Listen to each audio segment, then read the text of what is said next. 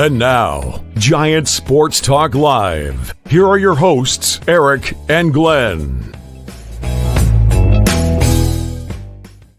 All right, good evening, everyone. Welcome to Giants Sports Talk Live. Right here, Friday night. Got nothing better to do than watch the Giants get their asses kicked in San Diego. Oh, man, dude. That first inning kind of told the whole story. Yeah. Boring baseball. Boring. Eric, look at me. I almost missed the show. I fell asleep. Took a little nap. Put the fifth inning on. What's up, Bogser? Oh, man. I mean. Because if I heard Dontrell Willis, did you watch the game or did you listen to it? I watched it. Yeah, I watched it. If I heard Dontrell Willis call anybody Wheezy again, I'm just going to listen. I said, I can't take it, Wheezy. All right. I said, Bernice called me earlier. I said, I'm going to start calling Eric Wheezy. Oh, right, Wheezy. I like their footage, but yeah, the commentary was a little bit. What's up, Senior? What's up, Alive? What's up, Moji? What's up, Abraham? Goodness, I don't know where the hell Fitzgerald was throwing that ball in the first inning. I don't know. You know what it reminded me? Squirrel. Right? You know what I'm saying? Squirrel. And then there it is out in right field. Yeah, oh my chicken hawk. God. I don't know, Eric. Oftentimes I come into the show and I'm like, oh, woe is me. And what are we going to talk about today, man? I'm at a loss today. I don't know what to say, what to do. How are we going to fill an hour of this after those shenanigans? It's just boring baseball, Eric. There's nothing exciting. Yeah. No, I don't know. And we could talk about the news today with Harrison going on the IL. Kind of saw that one coming, right? This is the toughest time of the year, Eric. It's a great time of the year for those teams we look at every night, like the Mets in Atlanta. If you're a Padres fan, or yeah. For teams like us, boy, oh boy, oh boy. They say the dog days of August those are the tough days. No, it's September when you're a Giants fan. Those are the bad days, man. It's what do we got? About 20 games left, Eric? Thereabouts? Somewhere around it. Hey, what is up, Grand Admiral? What's up, Lethal? Yes. And then I'll feel like I get a shot of vitamin B and vitamin C, and I'll be ready to go for postseason baseball talk. Oh, Greg. Oh, I'm sorry, man. It's my 70th birthday. By the way, Greg, happy 70th birthday. Fantastic. Happy birthday, awesome, buddy. Man. Thanks for the effing gift. Oh, yes, Alive. I know. What is up, Robert? Gilbert, don't you kid yourself, man. Gilbert. Don't you kid yourself. Giants are eliminated right now.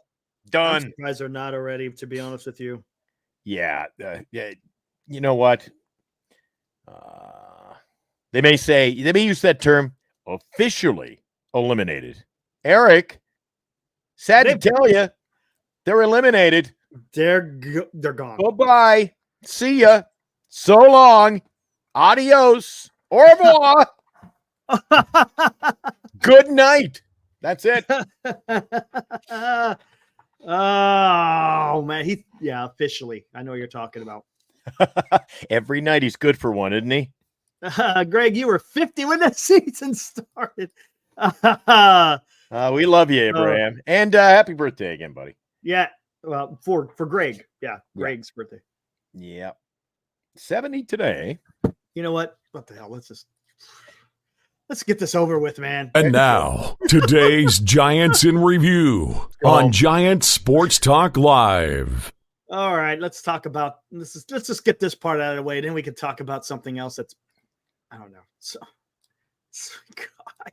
Why? What else do you want to talk about today? Man. Here's your final. San Diego Padres 5, San Francisco Giants 1. San Diego 5 runs on 9 hits. Giants 1 run on 6 hits with 1 error. That error was disastrous. Black still is still winless. King goes 12-8. Not too bad. Not too bad. Fifth to 8th in the lineup, Eric. No hits. Yeah, 58. Hey, McCray had a good game. Oh, here we go. You know what? For a guy who had a good game, I didn't notice him. I know. Well, he had a good running catch in the outfield, but by that time it was already too late. It was already too damn late. Boring baseball. Yastrzemski Chapman had a good game, though. No hits, 2 strikeouts. Ramos, 1 hit, 2 strikeouts. Conforto, 1 hit, no strikeouts. Chapman, 2 hits. Mr. 6-year, all right. 2 hits. Wade, no hits, 2 strikeouts. Fitzgerald, no hits. Bailey, no hits, 2 strikeouts. Luciano, no hits, 2 strikeouts. McCray, 2 hits. Good for him. And he had a great running play, like I said, out in the outfield. Pitching, let's go. Black, 4 2/3, gives up 6 hits on 4 runs. 6 strikeouts, which wasn't bad. But again, gave up 4 runs. Some of those runs probably shouldn't have scored because of that stupid ass error, but it's the Giants. Jelly came in for 1 1/3, gave up 2 hits, 2 strikeouts. Warren came in, gave up the 1 home run. That was a monster home run by Machado, his second of the day. There you go. Player of the game. 0 for 4 with runners in scoring position. Blah blah blah. There it is. Boom. Done. Baseball, Done. Can we win one great game? I said they're going to get swept here in San Diego. I still think that they're going to get swept in San Diego. You know, I just wish we could get consistency from our outfielder there. Captain Conforto. He's gone down with the ship, Eric, but boy, did he ever get good bat on ball tonight. If he could do that. Nice home run. Yeah, that was a nice home run. He crushed that one. Just when you know, oftentimes he reaches a point during the season where you go, he's out of a funk, you know, here we go. And then this year, though, was that injury. Sunday afternoon injury, pulled his hammy. So that's the problem. He's always never had a healthy season. No, he hasn't. It's been a while since he has. That's the problem. Man. Yeah, I saw that about what Slusser said. That's interesting. We'll talk about that real quick. What's up, buddy? What's up, man? I know who sent that to me. Hold on, let me take a look. Slusser says the Giants will be making more money than the Yankees when the A's leave. Yes, we were talking about that. Why? Because there's no other baseball in town. Well, you think people are coming over from the East Bay? The A's fans are diehard. They're not baseball fans, Eric. They're A's fans. They won't. Look, Eric, they're not going to be adding 6 more cars to the BART train from the Coliseum stop. It ain't happening. I'm not buying into that. Hold on. All of a sudden, here we go. Oh my God, it's going to be back to sellouts. Oh my God, this is what they're talking about. Early, Eric. It ain't happening, buddy. It says in 10 years. Oh, in 10 years? In 10 years, the Giants are going to generate more revenue than the New York Yankees, the agent said. Hold on. In 1 year. Hold on. So it'll take the Giants 10 years to make what the Yankees make in 1 year? They'll have all the Bay Area and half of the state. Oh, that's Eric. That's BS. That's BS, Eric. They are going to have half the state. But it's BS. That's not BS. They will because the A's are leaving. They're not sticking around. They're going to have half the state. They are. Honestly, they're going to have half the state. Eric, the little old ladies in my building don't go to ball games, but I guess they're in the state. They're just down the street. Eric, they don't have. You're talking about people who aren't going to go to the game, Eric. We're talking long, but that they don't care about that. They don't care about people going to the game. You know what they care about? People watching on TV because that's where the money is coming from TV. So that's what they're talking about. They're going to be cornering the market in Northern California, 100%. It goes on to say, again, this is coming from an agent. They'll have all the Bay Area and half the state. They'll have their AAA team in Sacramento, their Class A team in San Jose. They own their stadium. They're developing around it. San Francisco, Oakland, Silicon Valley, Sacramento. The Giants are about to become the monsters of the Major League Baseball. Sorry. Okay, Eric. Slusser is reporting from an agent. Addy. No, Addy. Addy, I don't know. I don't know. Addy, well, look at this, Eric. Look at it the other way around. How many games with the Giants are out of town? Mm-hmm. Giants aren't here. They're out of town. Right. Predominantly, there's about maybe 5-6 days a year when the A's aren't at home. There's 5 or 6 days where it bleeds over. They're both at home. Mm-hmm. I only got to like 5 A's games all year. Mm-hmm. And I'm a big ball fan. Yeah. What is up, Daniel? No, you're not going to see guys coming. I'm telling you, I don't. If you want to buy, Eric, I'm not buying the BS. You're not? I think so. No. You can talk about, they'll have, frig, they could have, hey, they got a player from Korea. Maybe they got half of Korea too, but it ain't going to happen, Eric. There's not. Does it say anywhere in that? This is coming from an agent. That's where it's coming from. So usually the agent has a pulse on what's going on. Yeah, the freaking agent is pumping up the city and the organization and everything else. And then then he's going to go into the office and say, here's how much we want. You're going to, you're going to have this money because remember they said they said you're going to have the market cornered. And I'm not buying into it, Eric. You're only going to, you know what? Talk about TV. It's fine. That's where the money's generated. You're not going to be drawing at the gate just because the A's. But they don't care about the gate. That's the problem. That's not where they're making the money. Where they're making the money is the multi-billion-dollar TV deals. That's where they're making the damn money. Well, that is the freaking problem, Eric. That is the problem because look at teams like, look at money-making organizations like, all right, let's just get into it. Hey, let's go to the out-of-town scoreboard. I'm curious and I'm very anxious and I didn't cheat. I didn't look to see how many people showed up in St. Louis today. And now, a Giant Sports Talk Live scoreboard update. All right, here we go. Scoreboard time. Oh, look, they're still playing. And hold on, let me refresh. Scoreboard. Yeah, they're still tied in Oakland. Good thing I didn't bet on it. On Giant Sports Talk Live Morning Edition, I said, Eric, I'm taking the A's.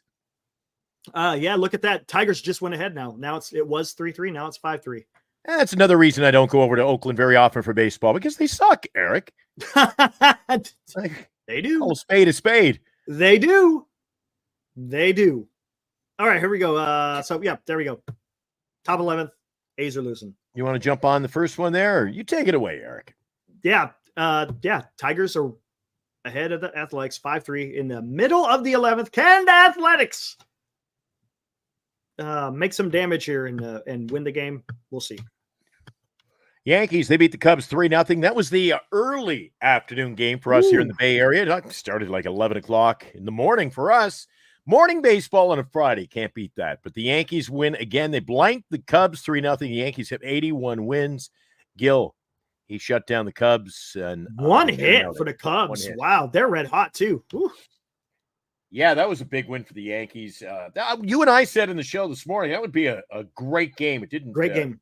Didn't disappoint. 7 hits for the Yankees. Cubs had just 1. And Luis Gil pitched 6 sharp innings for the victory. A shutout, too. And the Rockies beat the Brewers. Wow. How about that? Beat the Brewers in Milwaukee 3-2. Michael Toglia. Another 3. As a matter of fact, he was the hero of the game, I think, a couple of games ago where he won it for them as well. But again, that means nothing for the Rockies, but the Brewers, they're still going to be in it. So the Rays and Orioles, I get stuck with this poopy one. The Orioles blanked the Rays 2-0. Dean Kramer held the Rays hitless for 6 innings as the first place Orioles pick up the victory, and Gunnar Henderson swinging a hot stick. He picked up his 36th, I think, 36th home run of the season, Eric, in the victory. Nice season for him. Yes, absolutely. Red Sox in Boston beat the Chicago White Sox 3-1. Not a surprise. It's the damn. Look at that. Look how many losses. 110 losses. Oh my God. Oh, now that's but they were able to beat us. They were able to beat us one game. Yep. Yeah. Oh, how about this? You get the good one. There you go. Check this out. Oh, Glenn. Yeah, I get the Mets and the Cincinnati Reds, indeed, because the Reds have been nipping on our heels, and the Mets were nipping on the Atlanta Braves' heels, too. I can't wait to check the standings. Oh, I can't wait to see what else has happened today with the Atlanta Braves in action, Eric. But yeah, we'll find out. Today, let's see. You're going to have to maybe help me here. Who is this guy? I'm just looking up the stats for the game, Eric. Mark Vientos. Yeah, is his name Mark? Mark Vientos. I'm sorry, Mark Vientos. He had a very nice game. Hit two run home runs, Eric. How about that? And one of them was 10th inning shot, and an 8th inning, or they win their 8th game in a row. A 10th inning home run. Boy, oh boy, those extra inning games, a lot of them as of late, some today already, Eric, but you look at that. Dramatics. Indeed. Cincinnati put 4 runs on the board, Eric, on only 4 hits. Yep. So how they remain competitive, I don't know, but let's roll the tape. Let's check it out. Boosh! Oh, home run swing. That. And he launches swing. The bat. Oh. Gone. That's exciting right there. Mets are just playing some fantastic freaking baseball. Look at that, man. That is something right there. Eric, that's an excitement level we haven't seen for a long time, isn't it? It's been a while, man. Please tell me I can have Tommy D on the show next week. Oh, God, I want to talk to Tom about man. Come on, Giants, go get Soto. We start this. Yeah. How many minutes in? 17 minutes and 7 seconds in. Get out of here. Here we go. I get my Phillies clobbered the Marlins 16-2, 22 hits. Wow. Kyle Schwarber doing what Kyle Schwarber does, launching 430-foot bombs. But yeah, come on, look at that. 85 wins for the Phillies. Woo! Hey, let's see what happened in Atlanta. Oh, look at that. The Atlanta Braves played awesome hosts, didn't they? Not really. They took it to the Toronto Blue Jays 3-1. Max Fried, he dominated the wild card contending Braves in that victory. The Braves put all 3 runs on the board in the second inning, never looked back. The Jays, they scored, answered with 1 in the third, but each team was 7 hits today, Eric, but it was Atlanta with the big outing from their pitcher. Something the Braves haven't been getting lately. No pitching at all. And the Braves won it with a couple of errors too, which is a rarity too, Eric. You start bumbling the ball. You end up on the losing skid quite a bit. But today, Braves win, and that was an important victory after we just saw what the Mets did. Yeah, absolutely. Yeah, again, I'm guessing when we look at the standing, it's still going to be tied. It's pretty damn awesome, man. Pretty damn awesome. Look at that. In Texas, Angels put a whooping on the Rangers, beat them 5-1. Mm-hmm. Logan O'Hop, he's a good young kid, young catcher there in. Didn't you have him in your fantasy league? I did. I was kind of jealous. That was a good pickup. I had him. It was a good pickup. Yep. Awesome. But yeah, so Angels beat the Rangers again. It's a nothing game. Holy crap! What happened? Houston defeated Arizona by a score of 8-0. They out-hit them quite heavily by double digits, 12-2. All right. Man. Arizona could only muster up a pair of hits. And as you see on the big board, Alvarez hits 2 3-run home runs. Wow. 6 RBIs. And an 8-0 victory. So you get a lot of offensive power from Alvarez as it shows there in the game. But shutting down Arizona to just 2 hits. Wow. Arizona, they got to be upset with themselves in the dugout. There got to be some soul searching in the dressing room tonight, Eric. Wow. Yeah. Don't forget, Framber Valdez had a fantastic outing against the Diamondbacks. I think he went 6 strong, 6 or 7, and he only allowed, I think, 1 hit or something. Yeah, and the Astros, they've been treading water as of late, Eric. They haven't had a great stretch the past week either. Yeah, so you're getting back against the good team because Arizona's been playing some really good baseball. Always a great day for baseball in Kansas City. They blanked the Twins. Look at that. Beat them 5-0. That is incredible. Hunter Renfroe scores 2 with a single. Nice. Kansas City starting to get back in their winning ways. Again, that's their division rival right there, too, with the Twins. So good to see Kansas City beaten. Oh, here we go. This is what you wanted to see, right? Dylan Moore had a home run as the Mariners beat the Cardinals 6-1. Mariners 72 wins this season. Let's take a look at the box score. I said, and before you Remember, I told you there'd be 11,111 at the game, and that would be pushing. That. Let's see how many they did draw. Do we have an attendance there, Eric? I'm going to have to go look at a different page. Oh, I saw the attendance. What the hell? Saw it already? Is that an error? 37,000? Hey, you're a little bit off. 476. I think you were off. Must have been Harry Potter night at the ballpark. Holy crap. You're off by about, 26,000. That's all. Jesus, they drew 1,000 a couple of weeks ago, Eric. They've been struggling. I've been watching reports and watching television documentaries about the team and how they have just imploded, really. And you know what they said? They said people just aren't buying the BS. They get a bad product on the field, and people were actually boycotting, and it took off. One of the radio stations said, we should just boycott this team. So all of a sudden, there's like 2,000 or 3,000 less going to the game. And the next day, 2,000 or 3,000 more less going to the game. And it just became tonight's attendance, 1,206. There was nobody at the ballpark. It was worse than Oakland.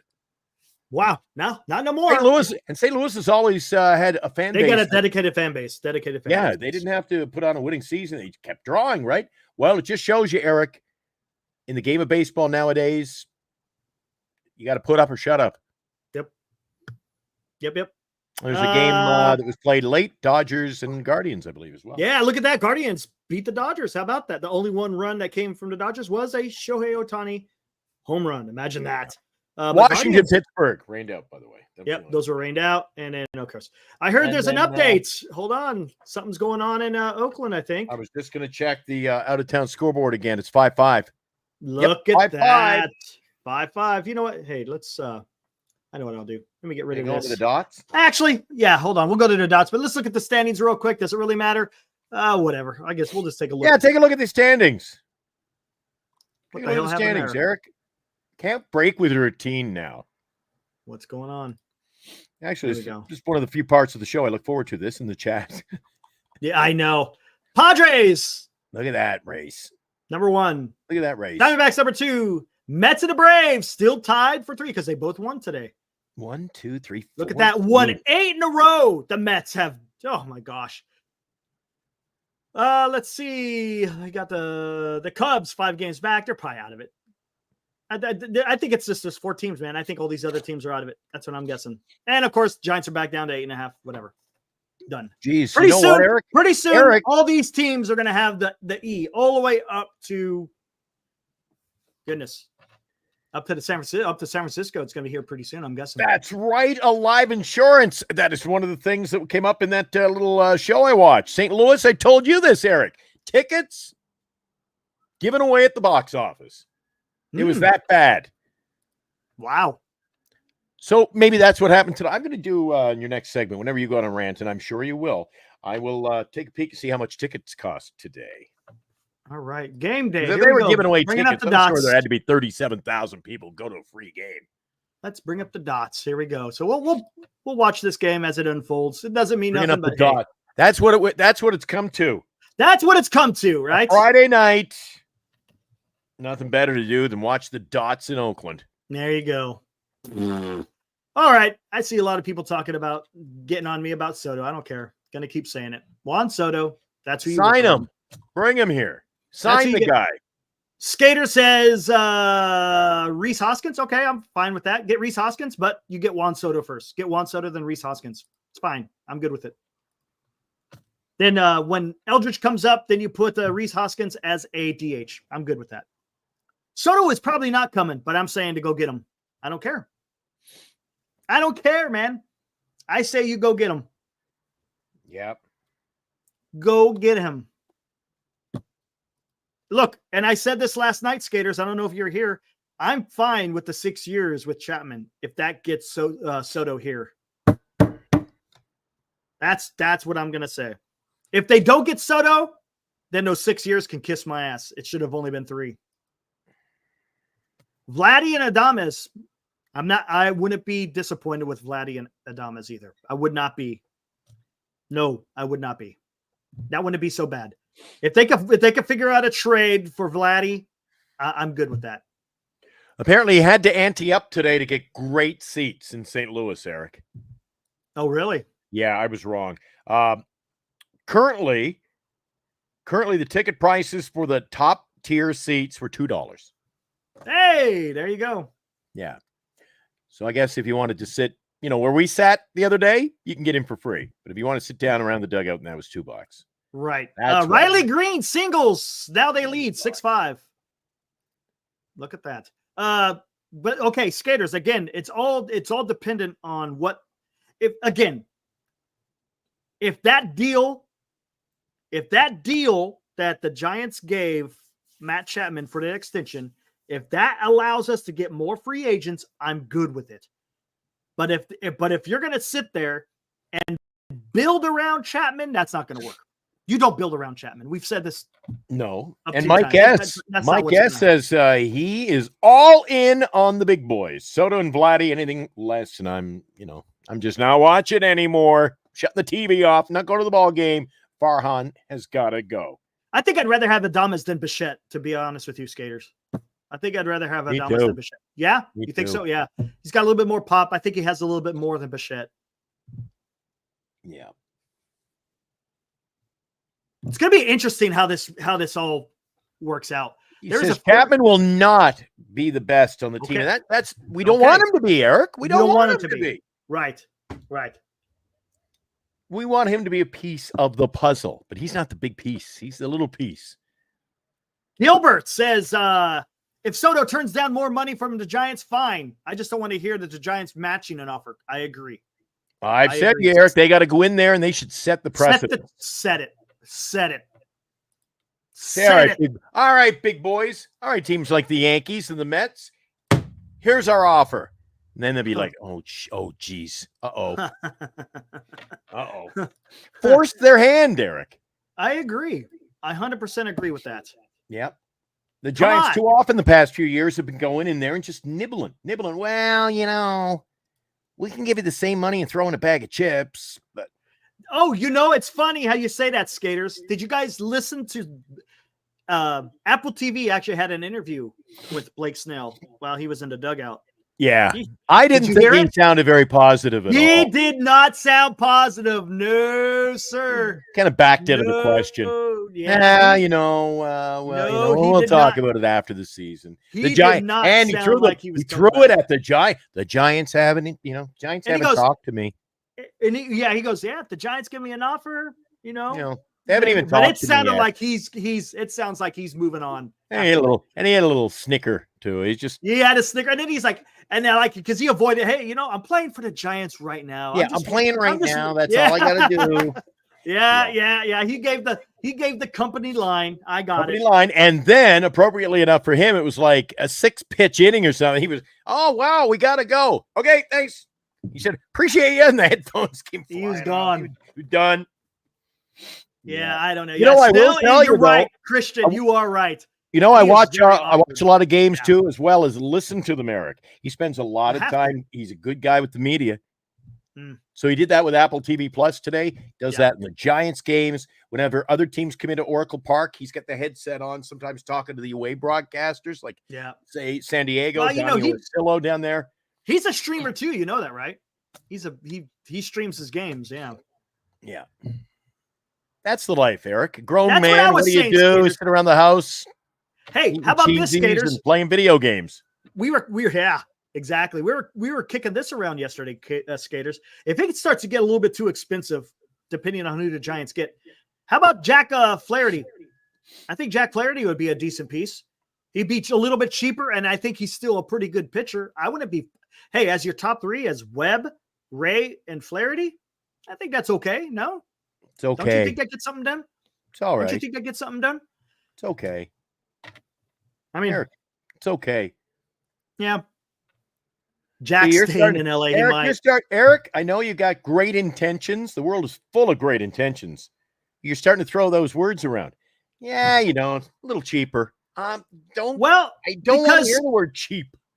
I understand that, but look, I understand if you're going to go and break the bank to improve your lineup, you're going to have to. It's going to have to give a little bit somewhere, right? I don't know. You know what really scares me the most this week, Eric? What scares me most this week is the fact that Giants ownership, management, they can come back to us now and go, look, we signed him for 6 years. We've proven we weren't afraid to spend the money. I'm like, is that as good as it gets? I'm sorry, but guess what? It's not happening. Look, the Giants had Chapman and Snell this year. What did they do? Right? Oh, come on. Michael yeah, I saw that here again. What are you talking about? I don't want him because he can't pitch. Eric, when was the last time Aaron Judge strolled up to the mound at Yankee Stadium? Yeah. Yeah, and he's getting paid a lot less. A lot less.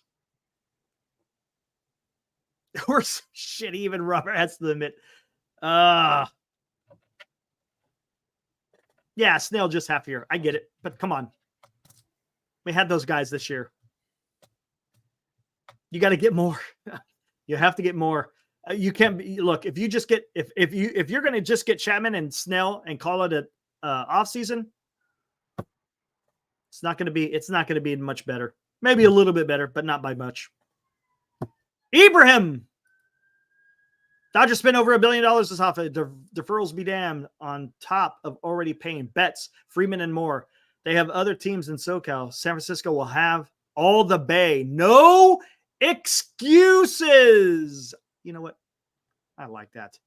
I like it so much.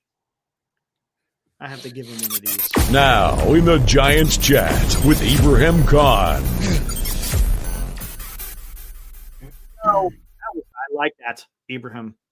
No excuses. This is what I've been saying, Ibrahim, right? I've been saying this. The Giants have plenty of money.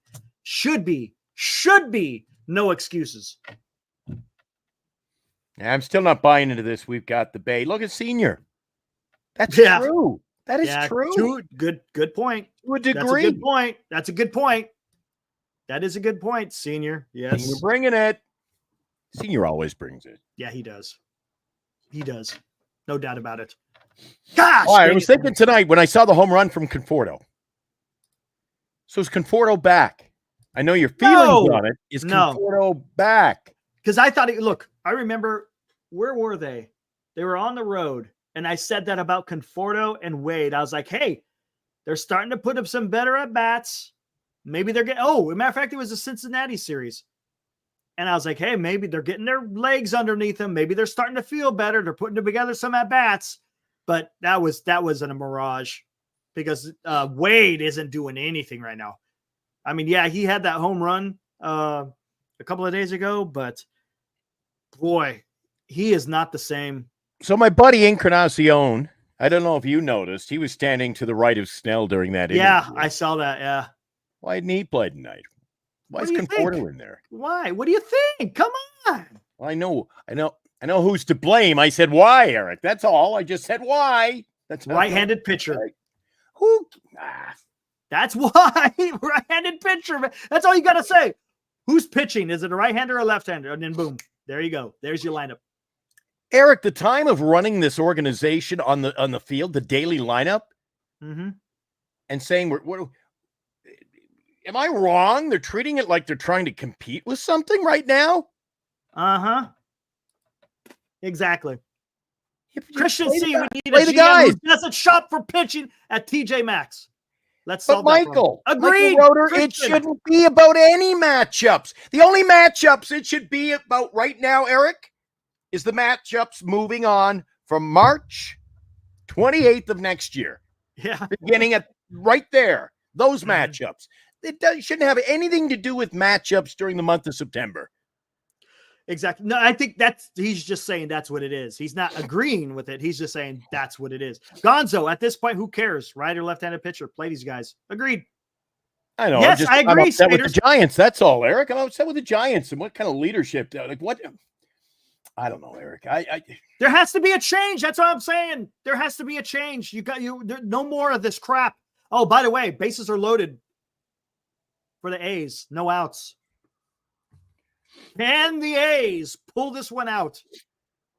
Just play the young guys. And Michael Roeder, 100% agree, Glenn. Who won? Detroit? Not yet. Oh, it's still going because I had the A's. Remember, I picked the A's to win this one. They might. They got the bases loaded. No outs. Butler, he walked. Come on. Oh boy, those dots are getting me excited. That's what my life has become, Eric. Oh, I know, right? Yeah. Yeah, Michael, I'm telling you, this is we're on the same page. You got to play the young guys. Just got to I say it every night. We got to play the young guys. And then I look at the lineup. You know, our good friend Robert, he sends us the roster. He does me anyway. Maybe I shouldn't have told you that, Eric. Is he sending you the roster, Eric? Who? Robert. No. Sometimes I guess he does. He likes me more than you then, because he sends me the roster every day. And every day opening up that roster, that link is just a Giant Sports Talk Live hot take from Mike. We got so many mics, I'll just keep using that one. Put the best 9 on the field, be damned with the stupid matchups. Yes. See, I don't even agree with that, Eric. I don't agree with that. There we go. Eric. Nice flights tied up. All right. I don't agree with that, Eric. Are we talking about Giants baseball today?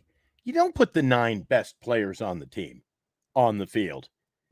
You put Encarnacion on the field. You put, who else do you want to say? McRae's going to play the rest of the year. Encarnacion is probably one of your best players, to be honest with you, right now.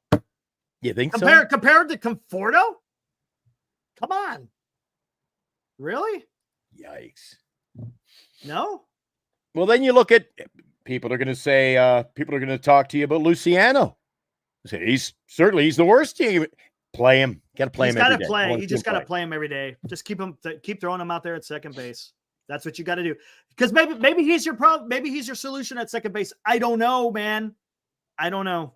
And you see how quickly they turn off a player, Eric? You've seen it over and over and over again when they call up a player. He's here for 2 weeks. I say, he's got the 2-week plan. He's out the door. All of a sudden, where the hell are Wisely and Schmidt? And, correct, oh, my God. Like, it's a whole new – every 2 weeks, it's a new picture being painted. You just, like, rip off the canvas and start again. Remember when they first acquired Mark Canha? He played a couple of games. Everyone's, he's on fire. This guy's going to be great. Where is he now? Mostly on the bench. They brought up Encarnacion. They played him for a few days and then back on the bench. Yeah. No vision. This team has no vision, Eric. Yes, drop Canha. Yeah, it makes no sense. I mean, there's got to be changes. Hey, guys, real quick, let's get into this as we're watching the in-play outs. What'd you guys 2 years in a row. 2 years in a row at the trade deadline. What the hell have we done? It's not 2. It's 3 years in a row. 3. And we've helped other teams, not ourselves. That's for sure. Correct. That is correct. 2 outs, still tied. Runners on first and second. Blade. I've never seen Eric so excited about A's baseball. It must be really crappy for us. I know. Kyle Harrison goes on the IL today with shoulder inflammation. Let's get into this, guys. Is it because of his first MLB season, full season? Or is it because the way he pitches? Maybe a little bit of both, huh? Maybe. What do you guys think out there? Talking about Kyle Harrison. Goes on the IL, probably done for the year. That's what I'm guessing. So what do you guys think? To me, it seems like it's the way he just pitches. We talked about this every time he gets ready to have a start. The guy has a funky delivery. Michael says, BS, Harrison's fine. You're saying phantom injury. Okay. I think it's the way it could be a phantom injury, but that delivery is odd. Put him on the shelf. He ain't hurt. Okay. Do you think McRae's an everyday player next year, Eric? I don't think he should. Bad mechanics. I think there's something to that, right? His mechanics are fun. And I tweeted this out to both Pavlovich and Baggerly saying, there's something weird about his delivery. It seems hard to replicate. How do you get that success if you're consistently, delivering the ball funky? I don't know. Just seems a little bit weird. Seems a little bit weird.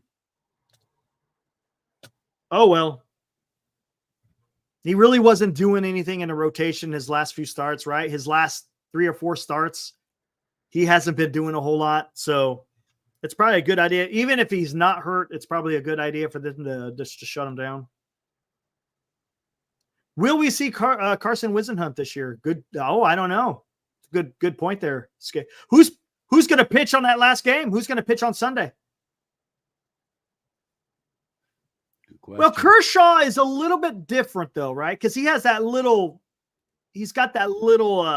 that pause in the middle of his delivery. It kind of helps him time everything, right?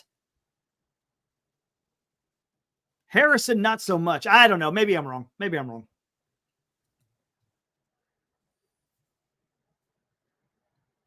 Yeah, exactly. The best rotation in baseball. It's kind of being overplayed. That quote that Farhan said, I understand it, but come on. This is the reason. Those statements that he makes talking about Farhan is one of the reasons why he just needs to go. For him to come out and say that, and you got Ray going on the shelf, you got Harrison going on the shelf, you got Snell, who's kind of been a little wishy-washy recently. Webb is having a tough time. Come on. That just looks really bad. Again, I think that was a desperation statement that he was making because he's trying to cover up his lack of doing anything during the trade deadline. Do you think so, Eric? Or perhaps, hey, he doesn't know our minor league system. He doesn't know the talent he has. No, you can say that. Maybe he thought, boys, look at the pitching staff I put together. Maybe he believes it. Yeah. Believes his own stink. I don't know. There is absolutely a disaster going on. Now, Roop had a great game yesterday. Roop was fantastic. One game does not make a career in San Francisco. Like, he is not our savior, believe me. No, but he is. He could be a guy. Maybe we'll see. Yeah, that curveball. Wait until Ray and Cobb return. Oh, the second half of the year, Eric. Oh boy, Rick Brown. Daddy, why did the Giants swing at all the balls and not the strikes? Oh, my God. Ain't that the damn truth? Oh, no, Gilbert. If the Giants land Soto, who breaks the news? Pabs, Slusser, Passan, Heyman? No. Romo! No. Romo will be breaking the news. He's going to go, oh, my God. You'll be too busy running naked in the streets. You'll be planning. He'll be planning the parade down in the basement. He's going to what I think? I think what happens is the first person you hear from is Pav. You'll hear it from Pav, and then Passan right afterwards will go courtesy of, or story goes to Pavs, Soto to the Giants. Heyman may report it next week and then backtrack on it. It won't be Heyman. Then take credit for it. Who knows? I think it's Pavs and Passan. That's what I think it is. Oh, what do we got going on? 1 out, 2 men on for Detroit. Look at that. We're in the damn 13th inning. When's the last time a game has gone to the 13th inning? I think you deserve to dish it out, Eric, if it comes to fruition. Man, I am not. Literally will have willed it among the masses. Yes. Ooh, interesting. Who is your favorite players, not a Giant, past or present? Mine is George Brett. I know who mine is. Who do you got, Eric? HR. Man. Well, you know who my favorite player is, but he's excluded from the list, obviously. Who's that? He's still a Giant. Oh, 41. So we can't talk about it. Who's your favorite players? Your favorite player of all time, right? So mine's Mike Schooler. Mike Schooler? Mm-hmm. I think mine has to be. It can't be a Giant. I will have to say, witnessing with my eyes, I will say Ricky Henderson. That's who it'd have to be. Yeah. When I was a kid, I used to love watching Ricky. Michael Schooler, relief closer for the Seattle Mariners, was my favorite player growing up. Nice. Cool. Yeah. As a kid, I liked all the Expos. Big Expos fan when I was a kid. Look at that, Skater. See, Skaters? We agree on some things. Michael Hank. Yeah, see, you got a chance to see Hank. I haven't got a chance to see him. I didn't get a chance. Ricky Henderson and I go way back. Paul O'Neill. Oh, look at that. Okay. See, when you open up a question like that, man, you're going to start hearing names that you've forgotten about. Gonzo. I was there the night before. If I'm not mistaken, I think it was the Boston Red Sox. It was a night game. Roger Clemens was pitching. Ricky Henderson drew a walk. Jose Canseco was up to bat. And I swear to God, Ricky went running, took off from first, flash bulbs all over the place, all across the stadium. I was like, oh, he's going. And lo and behold, Jose Canseco pops it up. And he popped out, and that was the third out. That's cool when you can watch old shows like This Week in Baseball, Eric, and they slow-mo like a big past hit, and that's what you see. You just see because everybody had the little cameras. The flash, exactly. Beep, yep. beep, and the thing. Yep. Do you remember those, Eric? Yeah. It snaps the thing like a Come Christmas on, man. tree I'm on not top. that young. I'm not that young. Well, I remember them. Rob Then they got rid of Seas those. says Jim Then Palmer. they got rid of those and came out with the ones that the Polaroids, sneer, instant camera. Yeah. And you'd sit there like this for Yeah, it's it. 10 minutes. Yeah. Oh, man. Yeah. Jackie Now said, everything's digital. not- Now you don't even need film anymore, Eric. you don't need nothing. Yeah, it's just a whole lot of nothing out there. Glenn, what's going to happen with your Blue Jays? I don't know. They I'm gonna not a blow Blue it up? Jay fan. I can name you what?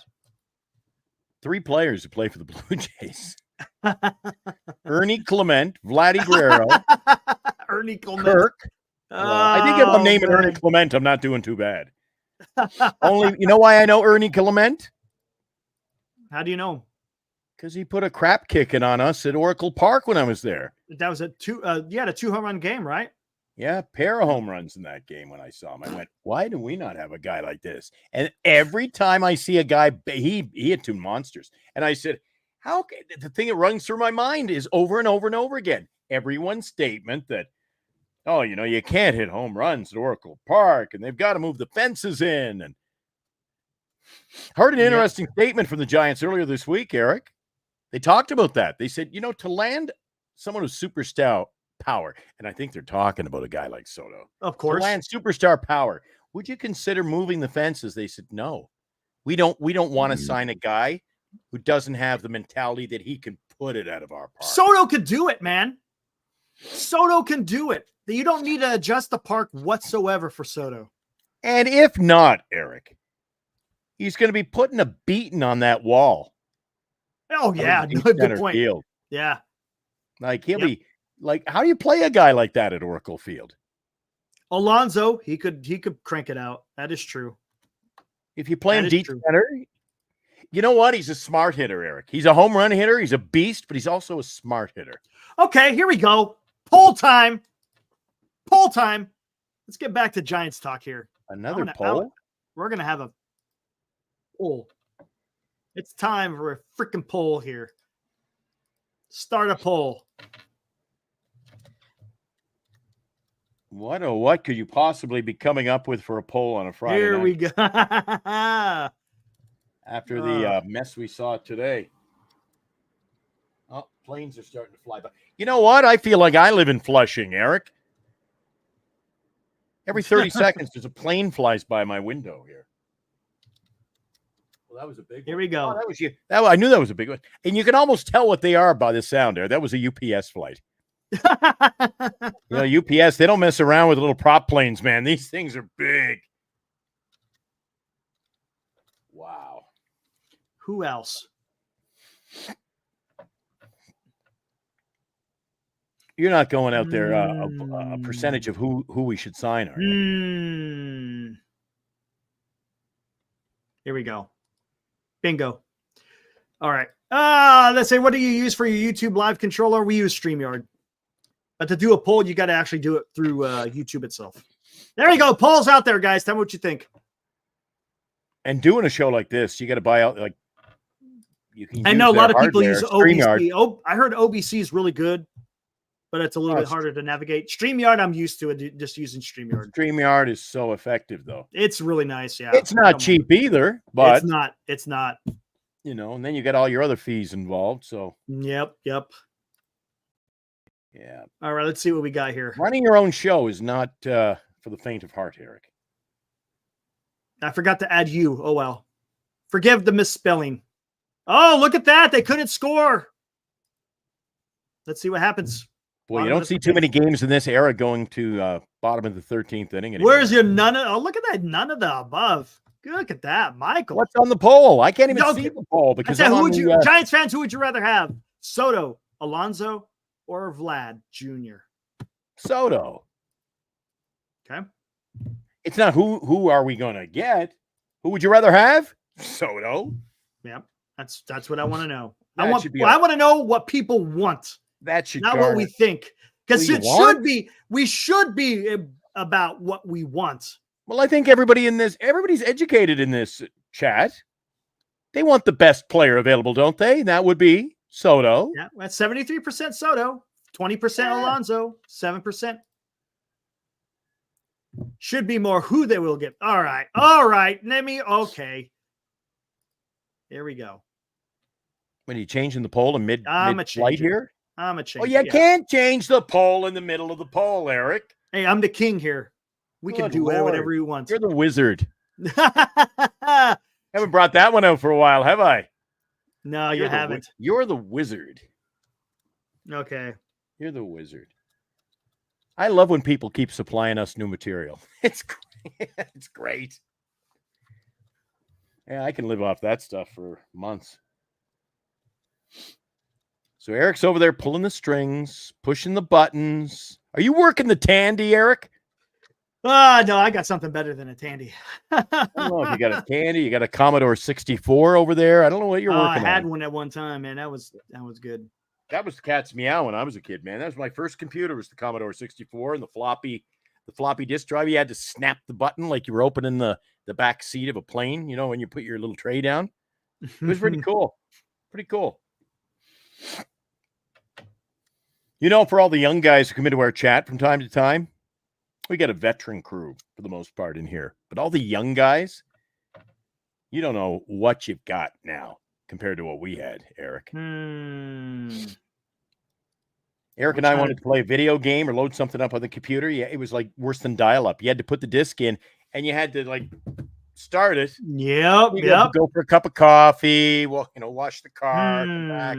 Still loading. And my computer literally did. Remember the old commercials, Eric? Dial-up sounds. You've got mail. Okay, here we go. There it is. There is the poll. The poll is out there. Who do you think the Giants will get? Soto, Vladdy, or Polar Bear? Leaving them the same? Nope. Oh, who'd you add? I got Soto, Alonso, Snell, and dog shit.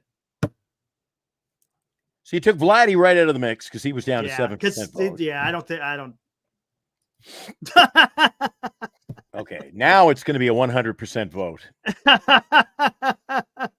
Oh man, it kind of skews the vote when you do it that way, but oh well. It's about the and everybody seems to be in that's incredible. I can't believe everybody seems to be in on Kim, Eric. Look at that. Ye with so little faith, guys. I'm almost thinking if Kim comes to play here, is it much better than Tyro? We will get the last laugh, and I'll be going, Eric, look, Kim's at the end of the season. I go, look, Kim, he's got his 60 RBIs, and he's hit, his 12 home runs. I don't want. Do you want Kim? No, do you want Kim? Isn't Kim? Then why get rid of Tyro? Isn't Tyro kind of the similar? Really? Same player. Same player, right? Am I wrong in that? So why go get someone that you already have? Yeah. I don't. I'm not seeing it. I'm not seeing it. Yeah, you cannot afford horizontal improvements with this club. Got to shoot for the stars, spend the money. We'll see. We shall see. Well, I'll tell you what scares me, guys. I'll tell you what scares me. Let me go find it. It was a tweet earlier, and I had to respond to it. I think a few people saw that. This is what I did not like seeing earlier today. Oh, brother. I didn't like seeing the game. That's all. I didn't like seeing it. Where is it at? Go.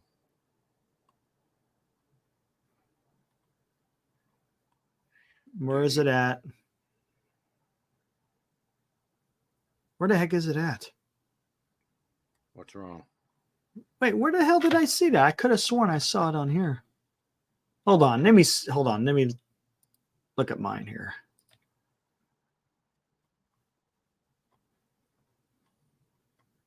What you doing over there? I can't see you. Trying to find. Where are we at?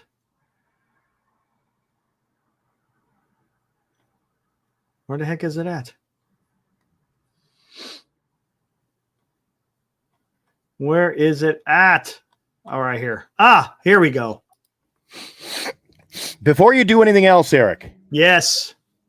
The stats line for Kim this year. Oh, A's win. Look at that. Good for them. All right, out of here. Kim is batting .233.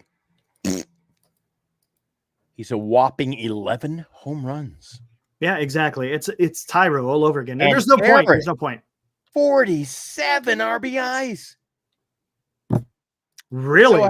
So somebody in the chat said, yeah, but he can steal bases. He's got 22. Can't we do, if we're going to get a base, somebody who can't we not do better than 22? Who's the leader right now for the Giants? No, we can't. It's Chapman with 13, I think. Well, technically, all right. Technically. See what I'm saying? I mean, it's just, but that's not, we need more than that. You're going to say, Eric, are you going to be at the podium with Farhan raising your arm next year when he goes, well, we've improved our base stealing prowess by signing Kim, and you go, yeah, no, it's not. And honestly, even if you could have had Ricky Henderson and the Giants win and steal, because the Giants just don't steal. That's a philosophy of theirs. All right, this is what I saw earlier today. It was on NBC Sports Bay Area. I don't get it. This is what it says. We have some real pieces we could start planning around. Who said that? I don't know. I don't know if it's a quote, but who quoted it? I don't see anybody getting. Well, it's going to be in the article. So someone said that we have some real pieces. I bet it's that Chapman. We can start planning around. I don't think it's Chapman. It's Chapman. I don't think Chapman said that.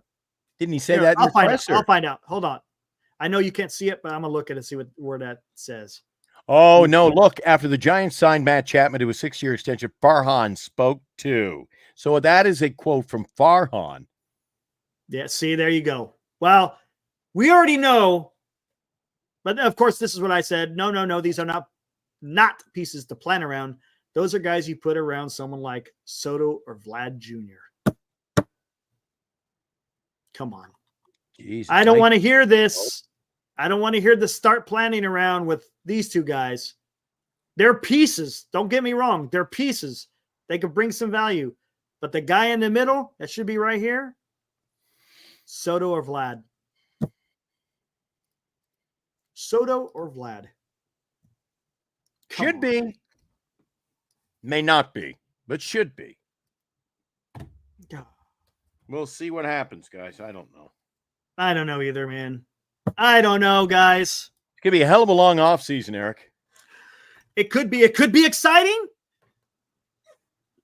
It could be exciting. Well, that excitement won't even ramp up till after just shy of Christmas. Senior says Chapman was the big signing. You think? You don't think that? You think? You think that's it? No way that could be it, right? Can't be it, right? If they're building around Chapman, then that's it. We got to wave the white flag, Eric. No. Then if we're building around Chapman, we're going to control the Bay Area and just like shove it up your backside, because it won't matter, Eric. Yeah. If you have a crappy team, you're going to get crappy attendance. Ask the St. Louis Cardinals, who are giving away tickets gratis. No charge. We want you to come to the ball game for free.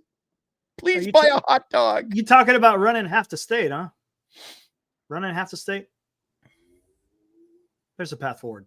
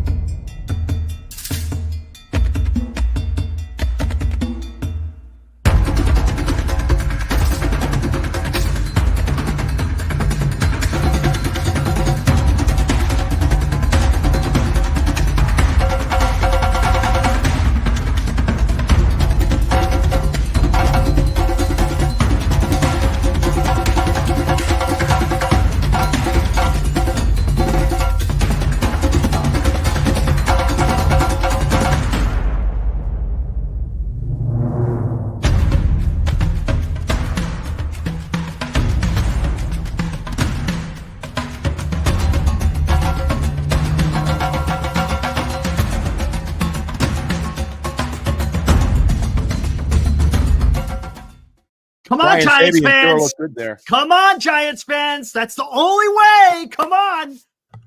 It may not happen, but come on. Come on. Damn, man. Just go spend the damn money and get a new freaking GM.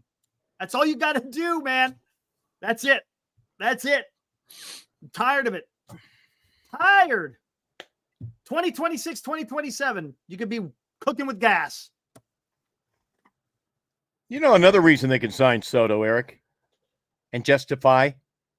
Because we haven't had to give any of that big money that we should have given away 7 years ago, 6 years ago, 5 True. years ago, and so on. True. Hopefully Okay. that's been socked away, getting some interest, because There. now you haven't signed the big guy in how many years? You're right. Okay, Must be a satchel of money, Eric. Let's talk about this. Okay. How old was Ohtani the first time he was coming to the United States? He's around 25, wasn't he? Maybe a little bit less, or is he younger? I think he was a few years younger than that. I think He might have been a few years younger, right? But he was 3. immediately. You can look it up. You didn't know what to expect from him, though, because he was coming from Japan. Everyone expected him to be some kind of phenom, but you don't know, right? So they missed out on him. How old was Harper when they were trying to go after him? I think he was 30 years old, right? Wasn't Harper 30 years old? Pretty sure Harper was 30 years old. Who is he? A Judge. When you try to go after Judge. Was he 26? Was Harper 26 at the time? Can't remember. Oh, he was 26. 23. So Ohtani was 23. Yeah. Harper was 26. Okay, I didn't know he was younger. Judge, he was already in his 30s, right? I think he was 30 for last year. Carlos Correa. I think he was 30, 31. Was he 30 or 31, Glenn? I can't remember. He was right around there, right? Pardon? Correa. He was like 30 or 31, if I'm not mistaken. So I'm just thinking of the big deals that the Giants have missed out on. Even though they really didn't miss out on Correa, they just decided to cancel it. Cancel it. But and they had a deal worked out with my pitcher, and Farhan balked on it. Yeah, whatever.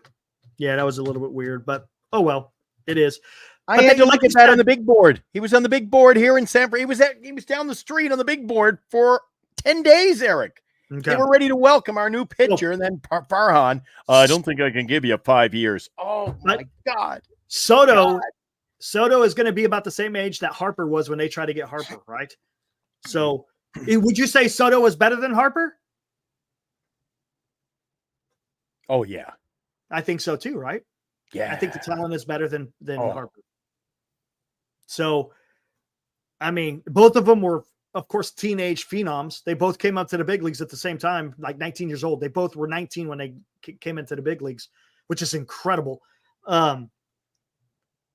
So, man, this is the time to do it, man. Because when is this opportunity going to come around again? Who is the next big free agent after Juan Soto? I don't even know, to be honest with you. Does anyone else know out there in the chat? After Juan Soto, who is going to be the next big free agent? Trying to think. Luis Robert? Maybe Robert. Robert's been the best of a bad bunch over there in Chicago. Yeah. Maybe he's the next big guy or the big free agent, but he's not on the same level as Juan Soto, though. No, generation. See what I'm saying? Exactly. That's what I'm saying. Kyle Tucker. Okay, there's Kyle Tucker. That might be a good one. Kyle Tucker's pretty damn good. You know what? Finally came back today. Eric, Kyle Tucker. Now there's a name. Is Kyle Tucker. Great player. Going to garner a lot of money. Mm-hmm. But are people in the Bay Area? Vladdy? Are people in the Bay Area going to, be drawn like a magnet to Kyle Tucker playing for our team? I don't think so. Probably Soto not. has that magnetism. He does. He brings a little bit of something extra to the table. And he's got that swagger. Yes. I love that swagger. Love that swagger. Yeah, that's the best. I love it. That swagger is just awesome, man. Absolutely love it. We can afford these players, I'm telling you. Now, look at Kyle. He says, I had said they got the money socked away. See that massive apartment behind McCovey's statue? That's where the sock got emptied. That's where the money's rolling in from. Man, that got okay. Yeah, it was used for the last few years, but now it's up and running. It's my God. I'm sitting at the park every night looking over, and that big Visa sign lights up. The big Visa sign. 7:45. And what a setup. If you haven't gotten a chance to sit at Oracle Park, I'm in the 300s. Eric knows exactly my seats. Mm-hmm. You get a perfect view of that building, don't you? Yes, Eric? you do. Yeah. And the Visa sign is there at night when that building lights up and you see all the big, like 80-inch screens on every floor that are about every 15 feet apart. That building I gotta go. I wonder if you're allowed. Are you allowed in it, Eric? I'd like to go for a tour and do a live report or do a report on Giant Sports Talk Live. I might come in here and go, to hell with the team this year, Eric. You want to see this building? Holy, I know. It sure looks good from the outside. The Giants looked good from the outside for a while, Eric. Yeah. So maybe I'm wrong, but no, that's where that. I think that honestly, building is going to garner a lot of cash. I just think Juan Soto is the answer. It's got to be. Oh, here we go. Ibrahim. Giants have been spoiled with Harper, Judge, Ohtani, and Soto being available consecutively. They keep thinking generational stars are always available. They aren't. Push the chips in now. Gosh, dang. Yes. Exactly. Exactly, man. Because you got to get rid of Farhan. I'm sorry, you got to get rid of Farhan because he could be an obstacle of where people don't want to come here.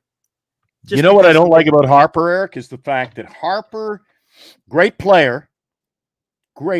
I don't think the fans here will take to a guy like Harper. Harper is a guy who will fight the opposing pitcher. Hell, he fights his own players in the dugout. I find him a little rough around the edges for Giants fans. Applebum. I don't think so, man. I like that. I think he brings an intensity. He fought our own pitcher. Oh, come on. The guy threw it at him, though. He threw at his hip. Come on. I would do the same thing. Go run after him. I don't think you can. I don't even want to compare him to Soto. No. He's different. Soto is totally different. Now, don't get me wrong. Soto brings some swagger and he brings some attitude. But one thing I do like about Harper is he's an energizer. He brings some intensity. He may demand people, hey, you got to play better, whatever it may be. That's what I like to see. Now, Soto, to a certain extent, does that in his own way. You know what I'm saying?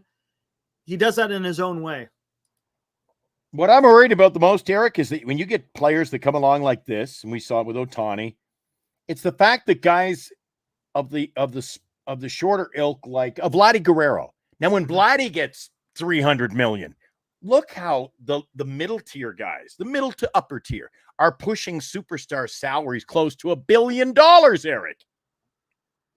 They can afford it.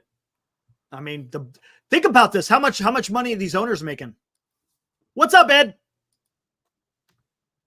You didn't miss a whole lot, man. Not a whole lot. Oh no, Eric's just talking about Soto again tonight for 46 minutes. No, it hasn't been that long. Come on. Close to it.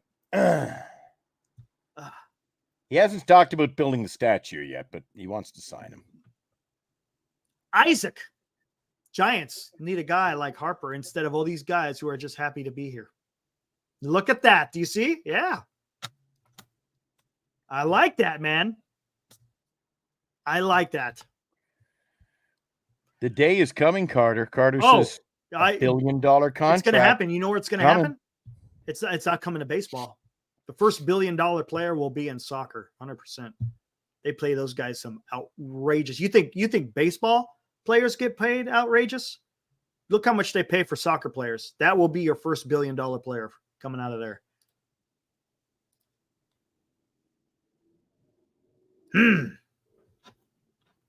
Are you guys talking about who Chapman can bring in? Why don't we look at players that he follows on social media? I don't see how he and Soto are connected. Oh, maybe through Melvin. Through Melvin. We don't have to see. We don't have to see how they're connected. No, you don't have to see it. And I think they're smart enough to know, people are going to see I'm not going to take social media follows as a be all. Yeah, the end all be all. Correa could have been the guy, but the physical didn't pan out. You know what? Eric? You know what? Maybe he deserves some credit. Correa has not been healthy since he re-signed with Minnesota. He hasn't? I thought he has. Oh my God, Eric. My fantasy team, he spent more time on the DL than playing this year. No kidding. For what kind of injury? It wasn't his leg, though, was it? Ankle, leg, hamstring. Really? Yeah. Hamstrings, right? Interesting. Yep. Got to look at former teammates mostly. Vladdy's in there, but you have to do a trade to get Vladdy unless you wait until 2026. And Eric, he has had foot issues. 9 times out of 10, Eric, every time you go to the well, and we're seeing that with pitching from Farhan Zaidi. When you start screwing around, I can get a guy in the cheap because he's hurt. He does that with pitchers. Perennially 100%. Get hurt. They got to sign the money, and I said it before. I'll say it again. You got to set the bar. You cannot continue to go to these negotiations and do what Farhan does. And when Farhan often, even in the negotiations, Eric, does he not seem to be the guy to you that goes into a negotiation and says, Yankees offered him $500 million. I offered $501, and he's always trying to get an upper hand on somebody. I don't know if he. And there's always blame. There's always excuses, and I'm tired of it. It's time just to get it done. As you said a few days ago, you either shit or get off the pot, right? Mm-hmm. That's where it's come to. That's where it's come to, right? Because I've had enough of this crap of Giants coming in second place every damn time. Just tired of it. It's got to come to the point to where the Giants have to just be bold and get something done. Unless there is a dramatic, and I mean a shift in the sands like we haven't seen in a long time among any team in Major League Baseball, Eric. We're going to be sitting here next summer, next fall, having this exact same conversation, the same crap. Look at next year, Eric. We could be, I think, the way it stands right now, we could technically be as bad or worse. Yeah. Our pitchers are dropping like flies. You say, okay, here we go. We got our pitchers dropping like flies. We got guys in the outfield that I don't even think should be there. McRae is not your future. He doesn't have to come back next year. Conforto doesn't have to come back next year. There is just too many. This is okay. This is a cheese slice, man. This is full of holes. Too many holes in this. So tell me this: next year, if they're just rolling, if they're going to roll with Chapman, Ramos, Fitzgerald, Jung-Hoo Lee, Wade. Now, why does Wade even come into the conversation, Eric? Wade, he's see that's back. Eric, he's but that back. All right. If he comes there you go. Problem solved. Same. Here we crap go. Again. So if it's Fitzgerald, Fitzgerald, Ramos, right? Lee, Chapman. You're gonna have Lee in center, right? Did I say that already? Hold on, I got Lee in center. He said Fitzgerald so at short. Left field will be Ramos. Center field will be Lee. Right field will probably be Yaz. Our third base is going to be Chapman. Shortstop will be Fitzgerald. Second base may be Luciano. First base will be Wade. Behind the dish is Bailey. And so you got a rotation in right field. First base. And Eric, hold same on. Same problems again. First base, second base, right field. Hold on. I know. What have you done? And then you don't have Snell in the rotation. You're going to have Webb. You're going to have Ray. You'll probably have Harrison and then two other pitchers. So tell me, what's the record next year? What's up, Fosse? I'm just talking about, left field Soto. I'm talking about if you're not going to sign in, if they're talking about what Farhan is saying and they're going to plan around Chapman and Lee, that's what you're getting. That's what you're getting, guys. So does that team any better than it was this year? Same, exact same. You're going to have Exact injuries in same. the pitching staff and injuries So what's the on the point? field as well. So what's the point? So why would you sign a guy to 6 years, 151 million if you're going to get the same outcome? That's why I think something big is coming. It's got to. It has to. It has to. Because it doesn't make sense. If you can't win with this lineup this year, you can't win with it next year, Eric. I don't will get it. tell you, the only thing that's going to hold me together in the offseason is I want to see a healthy Lee. That's going to be nice. Lee is the guy. I was just writing him down. Lee is the guy that I will buy a ticket and I'll be excited to watch play. That's who he was when the Giants first started the season. That's who everyone went to go watch, right? Was Lee. Yeah. Oh, buzz around the ballpark. And you know what's funny? When I went to the park, I didn't see one Lee freaking jersey. Oh, I did. The other day when we were there. I could see the day, yeah. You saw some? Yeah, I didn't see one. Because they don't put Lee on it, put J.H. Lee. No, I know, but I was looking for the number 51. Yeah, I didn't. I've seen quite. He would be. I mean, since he's been hurt, it's not as much, right? Yes, Stremski and Lee are the number one jerseys there at the ball. Okay, fair enough. Rare, I see a few Chapmans. I've never seen a Ramos. Fitzgerald. I'd say the top 5 are Chapman.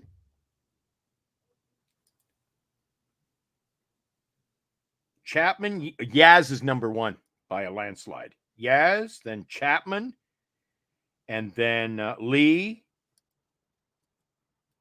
And then on our roster now, there's more Wilmer than anybody else.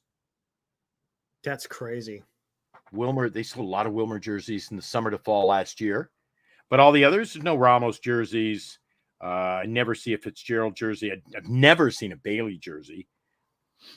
And then this is the sad tale of this team, Eric. And you must spot it during the NBC broadcast. I don't get to see all the broadcasts because I'm at the games.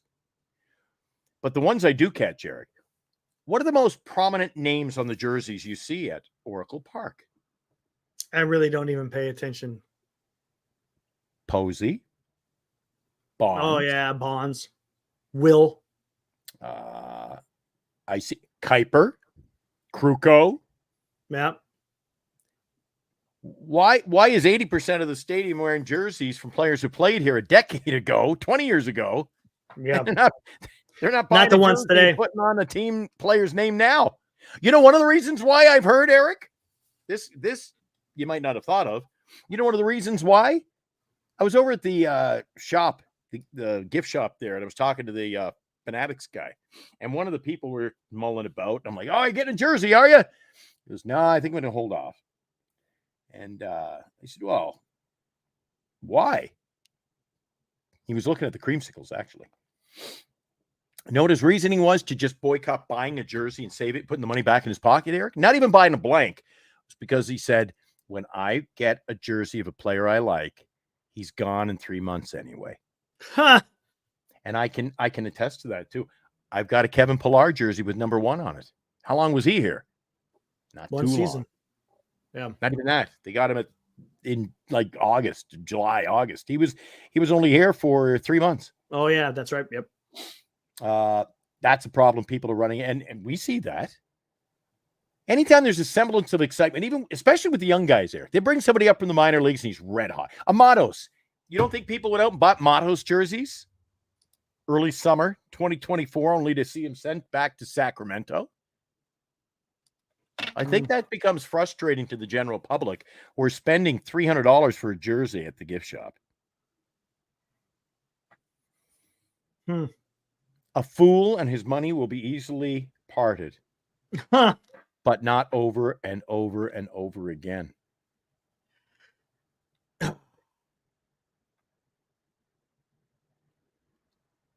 And merchandise sales can't be that good. They've changed the merchandise shops. They're half the size they used to be. Oh, I bet.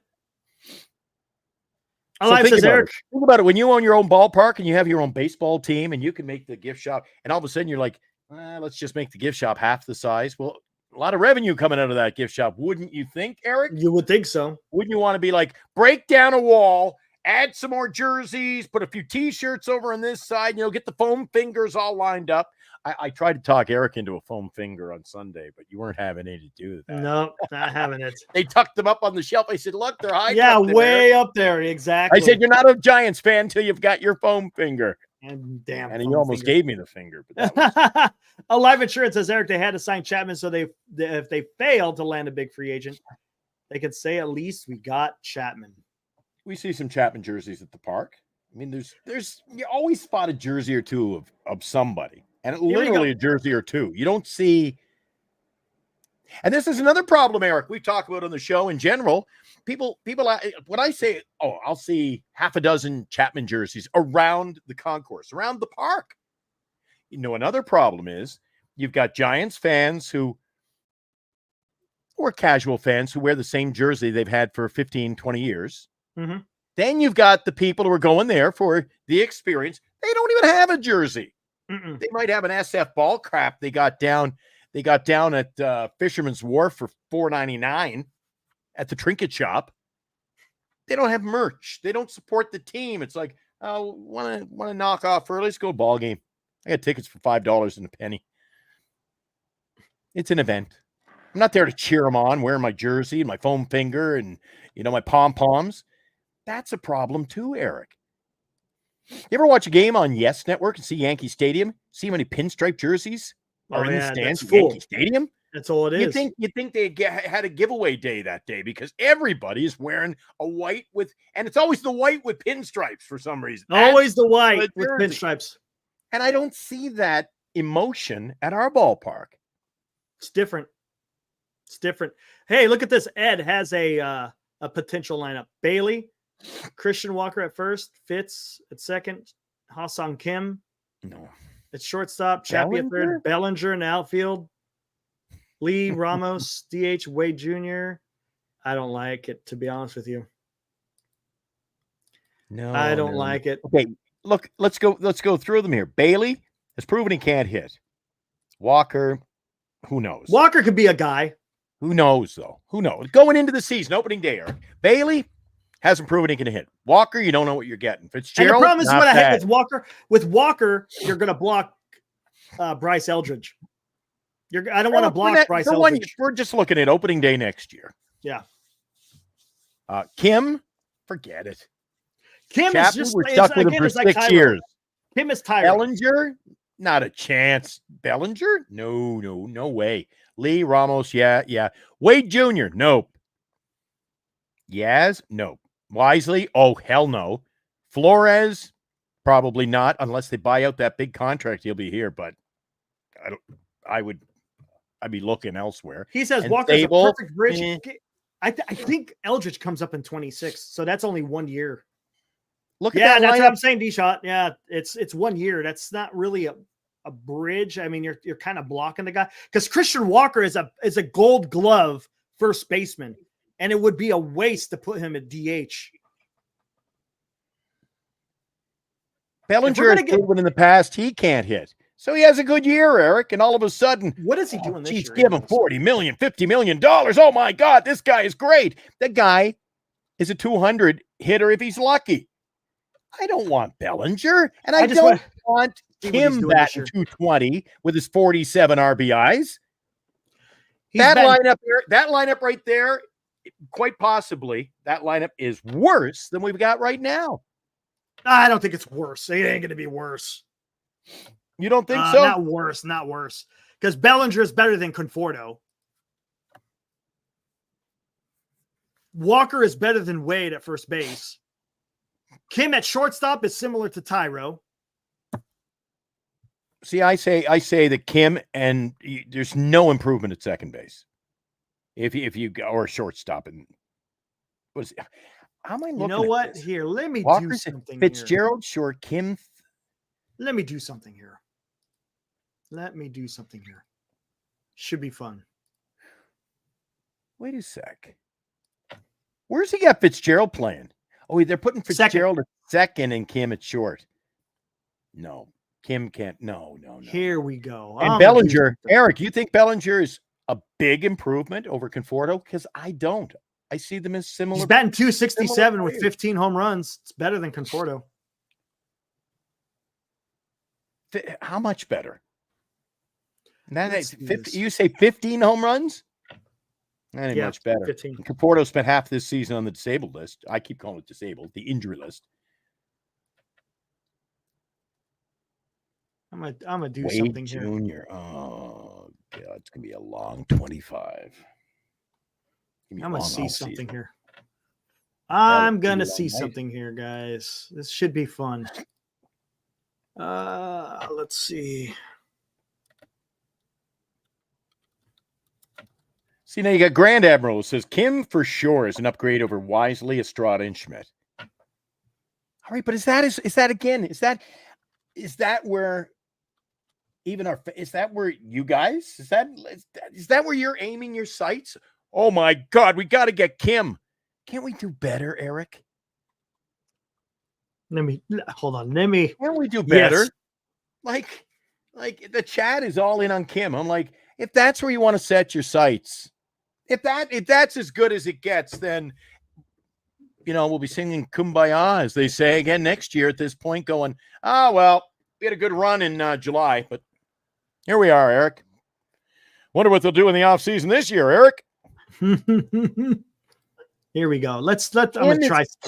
Kim is. Trying something here. I'm trying something here, guys. What are you doing?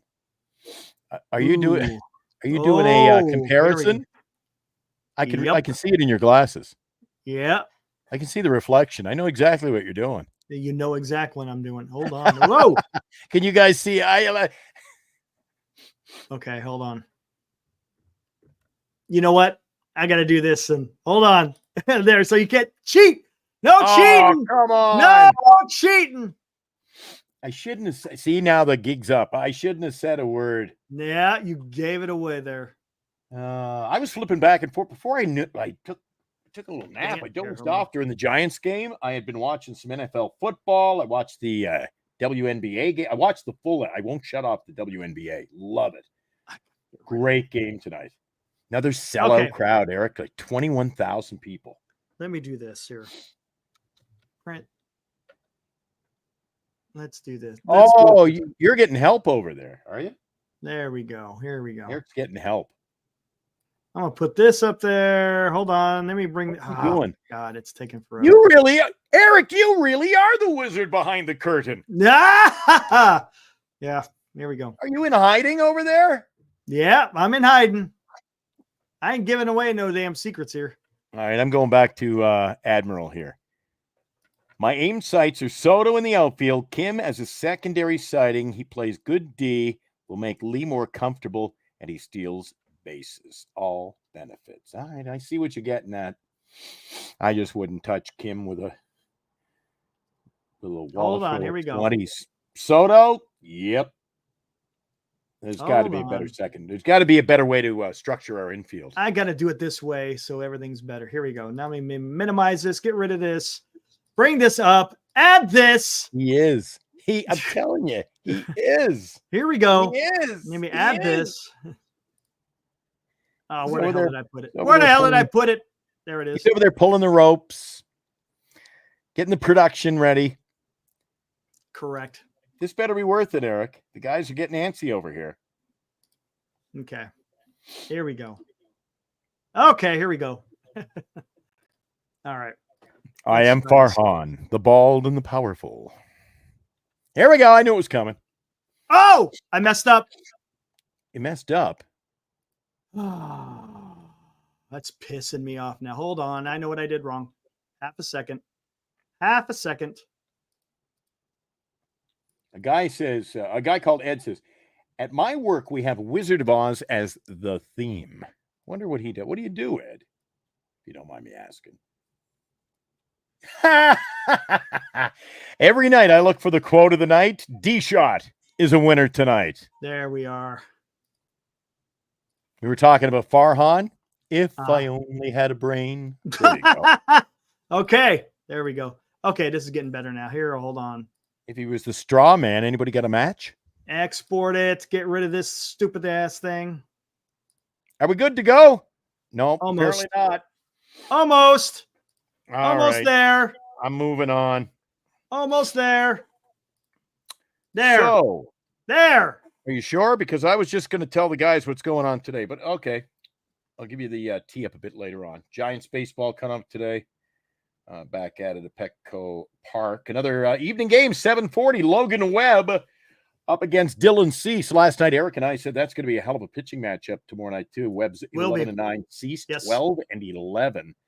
And I don't know, Eric. I know the Giants are hitting well, but the over-under for tomorrow night's game is 7. To me, that seems low. That's it does. Are you ready to go? Yeah. Who do you like out of this? Just for information's. Okay, 1, 2, 3, or 4.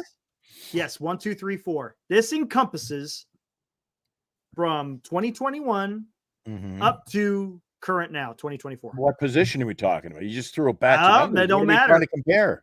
No, it don't matter. All right. Who do I like there? Okay, let me look at plate appearances. Damn. I still got the damn, hold on. I still got the pull out there. Dog shit one, by the way. Soto came in 27. Should I do a poll here? Let me do a poll.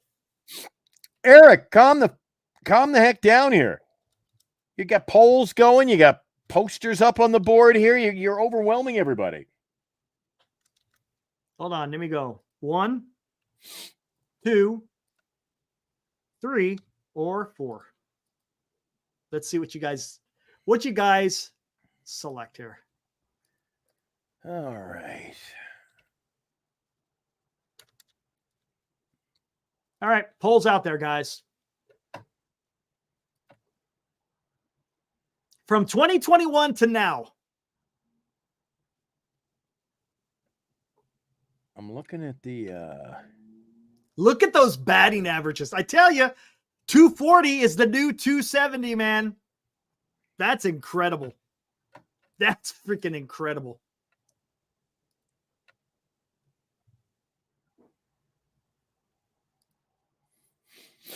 I'm thinking that line number 3's got to be Ha-Sung Kim.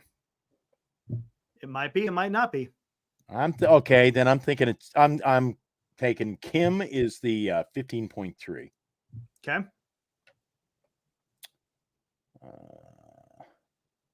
Cryptic doesn't want any of them. The poll is out there, by the way.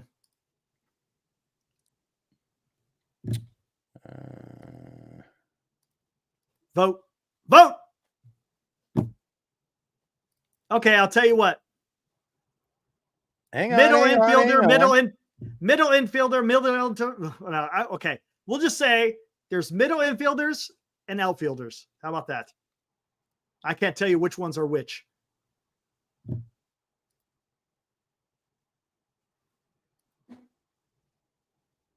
So number 1. Oh, I hate playing this game, Eric. This is fun. Okay, I'll say row 2. Your second panel. Yeah. Is Soto and Kim is the third. I will say row 4 is Bellinger. There's infielders and an outfielder. I'm not going to tell you which ones are which. Row 4 is Bellinger.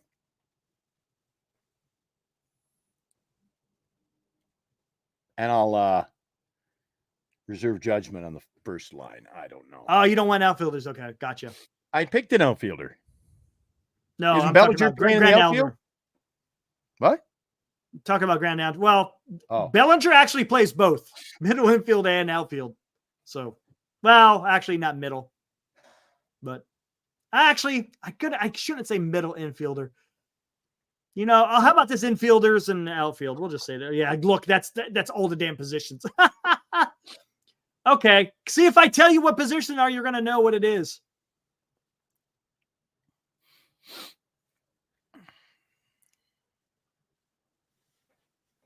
Have you ever heard of the game Merlin? No. No? It's a long board with little peg holes in it. And you pick 4 colors. I start at this end, and I got to put a pin. And then you'll say, yeah, you got one color right. And I've got to eventually, before I get to you, have all the colors. So my question to you is, Oh, you're talking about Simon Says? No, not That thing Simon. beep, boop, boop, No, that's boop, beep, boop, boop. what holes are in Simon Oh, never mind. or pegs? Work with me. All right. Have I got any of my 3 choices right? Yeah, I think you do. Not gonna tell you which do? ones. You're not going to tell me, but I've got. Oh, have I got I'm more gonna than show. one? I'm gonna show. I'll show you guys what it is. Here we go. Hold on. Let I me had look at Soto second. Kim Only 13 third, votes! Bellinger fourth. A lot of people are saying 1 and 3. Okay, we'll just say that 1 and 3 seems to be okay. So I could get rid of this. So everybody likes 1 and 3. I could get rid of that because now I can only bring want this 2. up. What do you got I that can up bring this for? up. Yeah, I know. Hit the wrong one. No secrets here. I already said we already said we're doing that. All right. Here we go. Here we go. You guys want to see? Boom. Maybe it's Adames, Walker, Kim. I got 2 of the 3. There you go. You Again, snookered me because I thought Soto had to be on the list. Nope. There you go. Those are your Bellingers. I would never have got Christian Walker. There you go.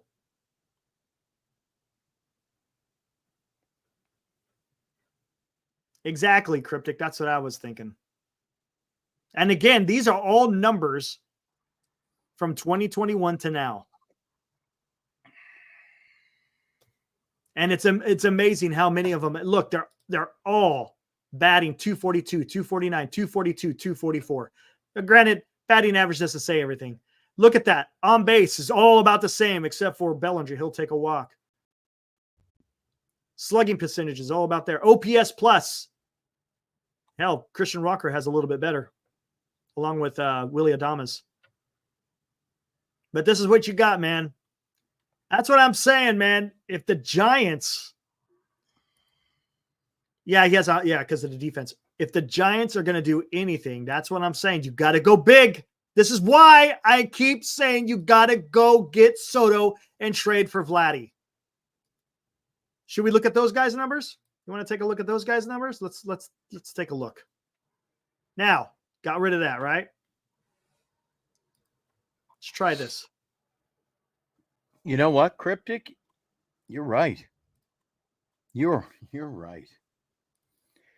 You're right. Classic Farhan guys. Yep. Let's bring in this guy and see if we can milk some more out of him. And usually that doesn't work. And I'll do the same criteria. I'll go from 2021 till now. You know, I want to see a guy, you know what, before this offseason. I want Bellinger to get signed, Eric. By somebody else? By somebody else. Absolutely. Yeah, Soto's numbers would be fun in our ballpark. Oh, now, God. How about this? Tell me about this, guys. Does this look better? And remember, we're a team, Eric. Soto, what would Soto do for our record on the road? What's our record? About that? We're about 15 games below 500 on the road this year, Eric. Tonight didn't help. Yeah, I know. How about this? Look at this. Here we go. It's from 2021 to now. Look what you got there. You got a 293 batting average, a 281 batting average. Look at those numbers. Exactly. Look at the RBIs for Guerrero. And look at the RBIs for Soto. Same thing. 364. Only off by 30. Plate appearances, damn near the same. Yeah. Guerrero's got more hits. Guerrero's got more home runs. Boy, you know what? They're equal. I would say equal. Vladdy's got a bit of an edge, but Soto. But do it. Trade for freaking Vladdy. Go throw the boatload of money at Juan Soto. How about that? Gosh dang, I'm tired of mid players. The Giants can afford better talent. And the only way you're going to get better talent is if you can somehow develop it or you pay for it. That's the only way you're going to do it, or trade for it, I should say. Come on. Come on, guys. Kyle says, Vladdy for way less cash. Get him. Well, not really. No, you're not really. You're going to garner up a lot of value because he's not a free agent. He's a free agent in 2026, correct. We can't wait till then. But that's what you got to do. You go out there, you throw a boatload of money at freaking Soto, and then you throw a boatload of money at freaking Vlad. And they're both young. They're both in their mid-20s, man. Eric, I don't think they get him. Vladdy, I don't think they get him. I agree.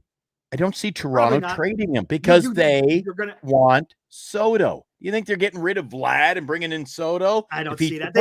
I don't see Toronto doing that. I don't see Toronto has more money to spend than any other club in baseball, Eric. Yeah, but who's a richer club? Who's a richer club? Right. Who's gonna throw out the most? It ain't gonna be Toronto. Oh, Toronto. No. Toronto had more money to pay for Ohtani. No. Really? Did you see where was the Toronto Blue Jays in that Forbes list? Eric, I will go out on the top 5. Now. I got to go out on a limb right now. And if it's years from now, at least I'll be able to say, I told you so. The first billion-dollar player will be signed by the Toronto Blue Jays, Eric. No way. Abso-freaking-lutely. Hold on. I got to do it. Whoa. No way. Toronto Blue Jays will sign the first billion-dollar contract. You know what? Blue Jays will not ask for Eldridge. You know why? Because it's a walk year.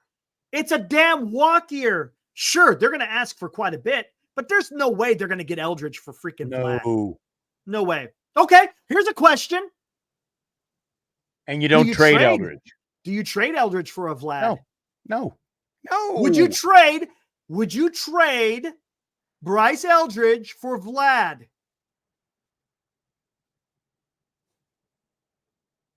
Vlad Jr. is a 100% bona fide MLB star.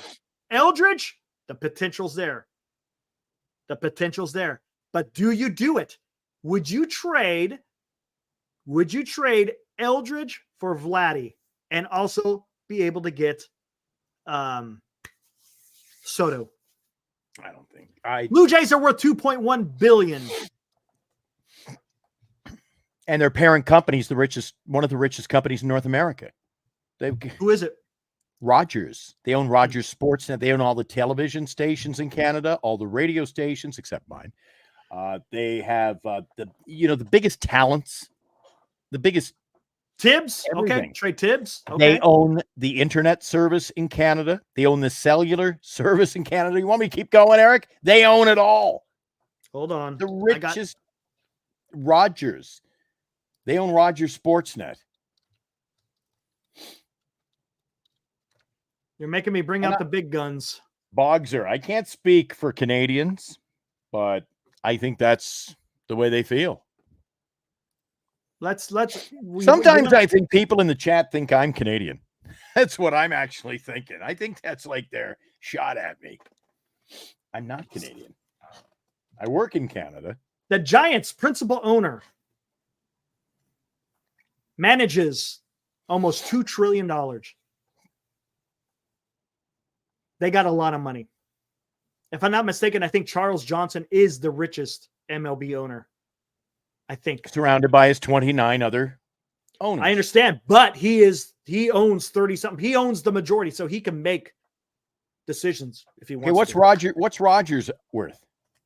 I have no idea, honestly. I don't know. I'm going to find out. You know what? Let's do that. Research. You find that out. Hold on. I'm going to find out how much Charles Johnson's worth. What is the net worth of Rogers?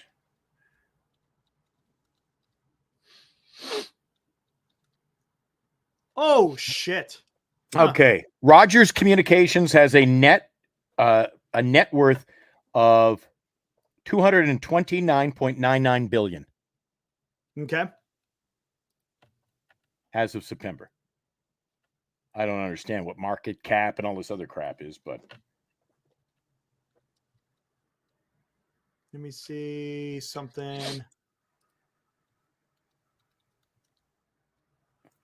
Rogers Media is worth 29 and a half, almost $30 billion just for the television stations. So that's who owns the Blue Jays? Rogers Communications. And again, they own the Blue Jays. They own the Toronto Maple Leafs, Eric. Oh, nice. Okay, that's more. And their subsidiary, is called what the hell is their subsidiary called? It's called Senior says Rogers is at 19 billion.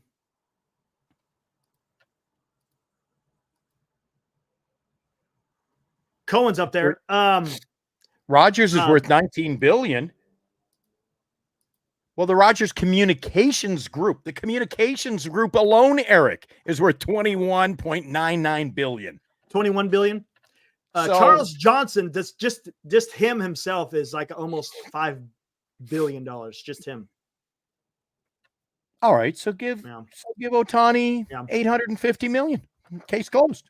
Yeah, that's what they need to give Soto a shit ton of money. That's what they need to do. Give him the money. They can afford it. Going to talk the talk, walk the walk. Give him Webb. I can't give him Webb. The Giants still need pitching too, right? They don't want Eric. They don't want Webb. You think Toronto Blue Jays want Webb? Yeah, not for Vladdy. It'll take more than that. What do you mean? More than a lot more.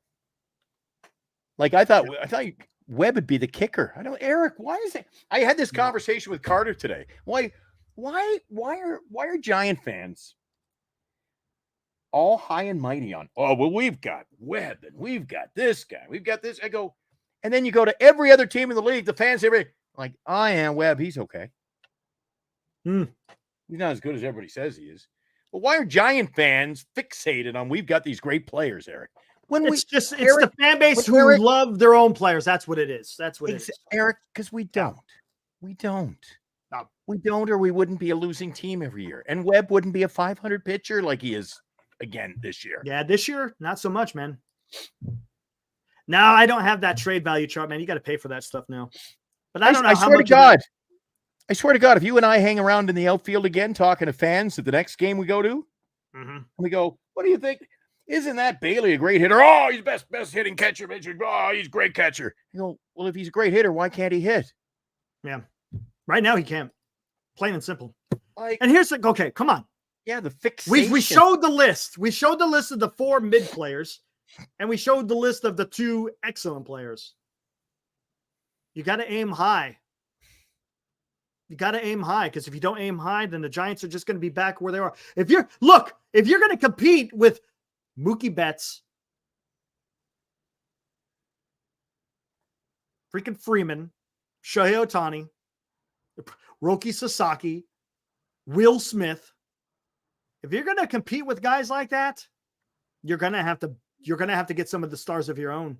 You're going to have to. If you're going to compete with Ronald Acuna Jr., Spencer Strider, Matt Olson, Michael Harris II, you're going to have some damn good players. Now, granted, the Giants may have their own Michael Harris II and Ramos. Maybe we'll see. But they're going to have to. Carter says it's funny how the Blue Jays have won the World Series sooner than the Maple Leafs. The last time the Maple Leafs won a Stanley Cup championship would have been the spring of 1967. Oh, my God. Blue Jays won back-to-back World Series over Atlanta and Philadelphia in the 90s. Wow. You know why they won the World Series?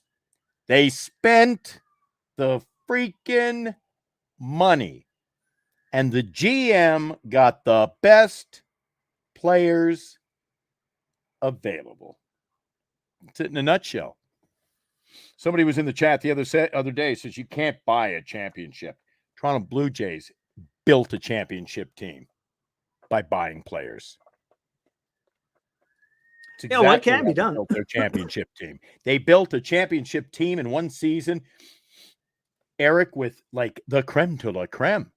Paul Molitor, Dave Stewart.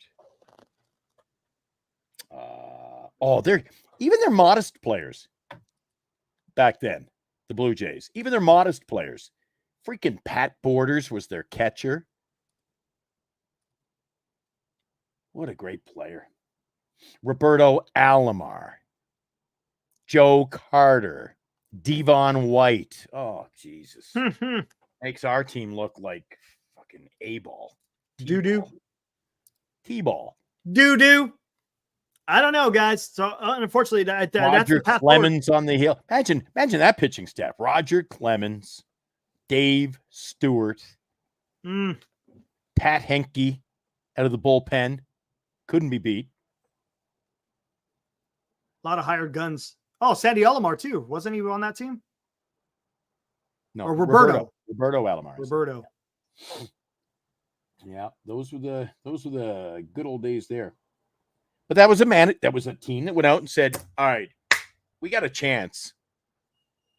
Go and get these 5 players." Every year they did that. For 3 or 4 or 5 years in a row, they won 2 championships, Eric. They won 2 championships doing it. Man. Go out. The owner said, "Go out and get me tomorrow. Tomorrow I'm going to go to lunch and I want to see Ricky Henderson here." Okay. Blank check. You just go and get him. Now that's how you run a ball club, Eric. That is how you run a ball club. I want him. Go get him. Charles Johnson, he doesn't run his ball club like that. He doesn't go, "Eric, Glenn, you know, I'd really like to have that soda guy. I think I'm going to make that happen. Go get him. Go get him. I want him here tomorrow." That's not the way they run. Well, nickel and dime him for a little while. See if we can keep in the pack with the big dogs. That's not the way you do it. No, it's not. No, it is not. No, we run with the big dogs, but then we get eaten by the big dogs. Yes, that is correct. And a big difference between the two. Yep. Yeah. Yep. Yeah, I see the chats. You know what? Toronto Maple Leafs, they spent a lot of money in their club too. They came close to winning it last year, right? I was at that series. Yeah, I know. Went to a game 7, right? I went to games 1, 2, 3, 4, 5, 6, and 7. And they flew me back and forth. I had to go to Boston and back to Toronto. And by the time it was over, I'm like, oh, no wonder the players are tired after 4 rounds of hockey in the postseason. God. But they paid me a hell of a lot of money. And guess who cut the check? Rogers Communications. I think I told you off air. I told you how much they paid me for 12, it was 12 days of work. Yeah, it's a nice chunk of change. Nice chunk of change. Yeah. Well, Eric, I love what I do. Yeah, absolutely. And it pays. If you can bullshit them long enough, buddy, you'll get a paycheck out of it. Yeah. Oh, man. Well, I think it's about time to start wrapping Grand it up. Admiral says rings are bought in baseball. Just ask the Rangers. I don't care if they're bought, built, sold. I don't care. I just want to win. Win! Damn it. And maybe let me backtrack for a moment.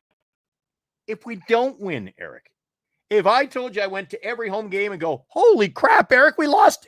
We're 0-81. We can't win at home. We haven't won a game at home.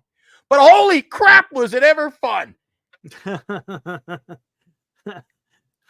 There should be at least a half a dozen times in a season where you have, it's the bottom of the 9th and we're down by 5 runs and you win. That happens. That's exciting. And then the next night, those fans are treated to, you come back, you buy your tickets and you think you're going to see the same, but you don't. Mm-hmm. You don't.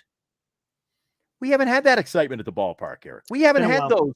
We had Wisely. We had Bailey and Wisely that I remember had walk-offs this year that were huge. Do you remember those? Yep. Bailey and Wisely. And Bailey just the other day, but we had 2 monumentals. 2 in a season at home, Eric. He's not getting it. How does that excite the fan base? It doesn't. That's why the fan base. And then when you revert back in the situation, you know what I know it's September and we're out of it, so it really doesn't matter. Do you see a semblance of our pitching staff where now you're going to see starter, undecided, starter, undecided. We're going back to bullpen games again, Eric. Yeah, I know. With a bullpen that is shaky and stagnant to begin with. And isn't that what Sunday's going to be? Isn't Sunday an undecided? Tomorrow Webb goes, right? Webb. I mentioned earlier when you were taking a little. Take it easy, Rob. You were taking a little break there on me. We've got Logan Webb tomorrow, 11 and 9. Now, I said that's going to be a great pitching matchup. Going to be good on the TV tomorrow night at 7:40 when he takes on Dylan Cease. 7:40? It's going to be on that late? Oh, no, what time is tomorrow's Saturday, right? Yeah. So it should be on 5:30, 5:40, I guess. Maybe. Let me take a around 5:30, 5:40. And Sunday, you think it's going to be, let me verify the pitching matchup for Sunday. I believe you're right. Yeah, so the Giants are undecided against Joe Musgrove, who I saw in the dugout today, looking good, looking fresh. He's ready to go for Sunday already. He's 5-4, Eric, but look who he's up against. He must be salivating, just ready for Sunday. Petco Park, gonna be a sunny day. Oh my God, 95 degrees at game time Sunday. 95 degrees or Holy 35.4 Celsius. Sunny too. That's why they were mentioning. Did you hear the mention Sunday? Damn. Remember Wheezy? Remember they're giving away free water and sunscreen at the game Sunday. No kidding. I didn't hear that part. Oh, they said that on the Apple Plus game tonight. Fourth, fifth, sixth inning before I dozed off. Yes. Now I know why. And then the color commentator said, well, what do you mean? They're giving it away? Well, if it's free, I'm sticking around. So people go to the game and you get free water and you get free sunscreens. What a great promotion. What a great promotion. We had Buster Hunt Day. I'll tell you one thing. Those promotions work, Eric. You saw how many people were there on Sunday. Yep. Full house Sunday afternoon for a crappy game we lost against Miami. But everybody got their Buster hug. Yep. What'd you do with yours? It's right behind me. Can you see it? No, I gave mine to the kid down the hall. Oh, there you go.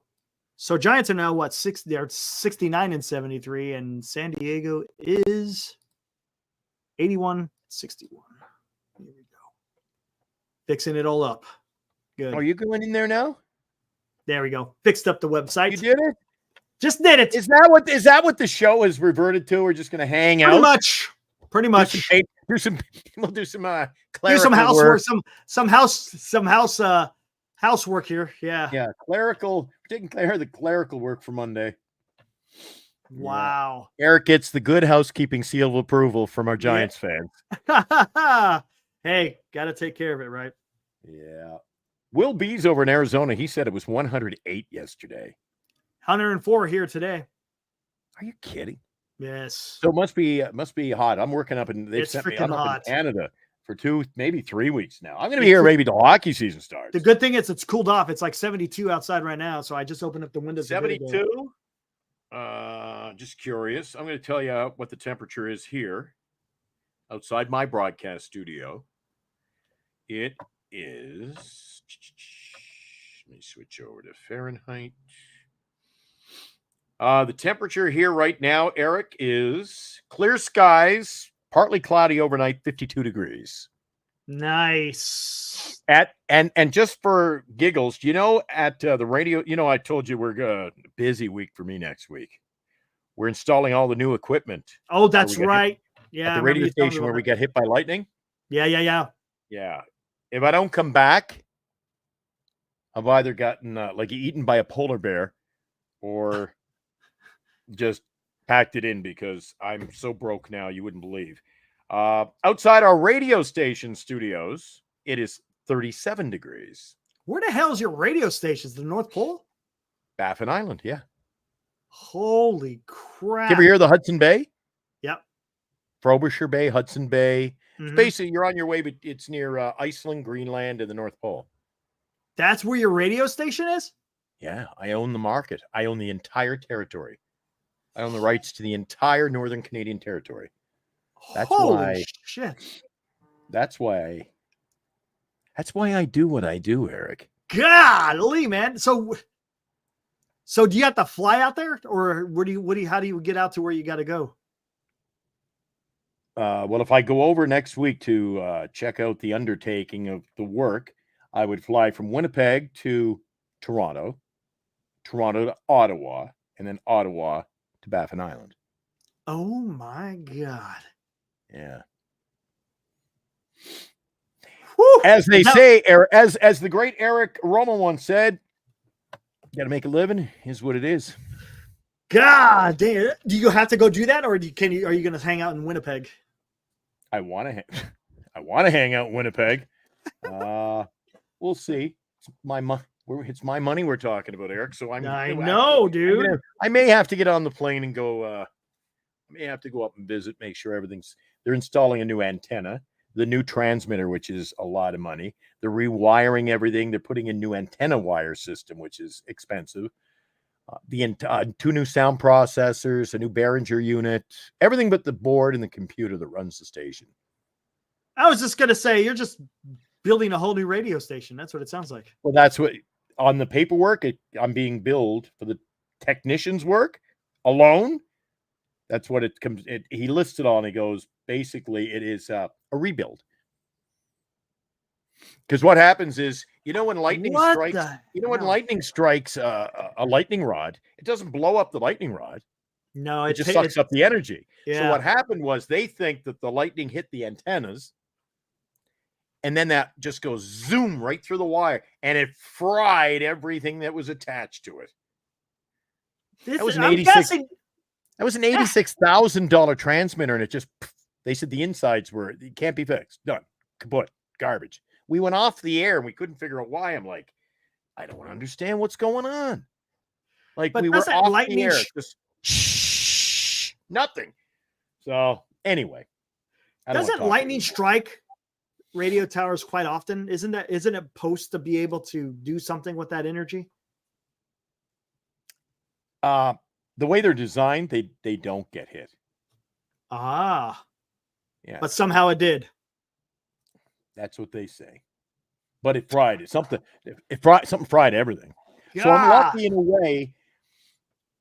I mean, the transmitter's a hell of a lot of money. And all my stations have a transmitter that's $25,000, Eric. So I'm in about $350,000 in transmitters.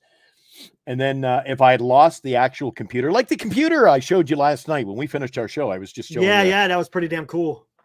That's what I have. And it's already programmed. And if you lose that, I have a backup, but you got to reprogram it. Oh God, Eric.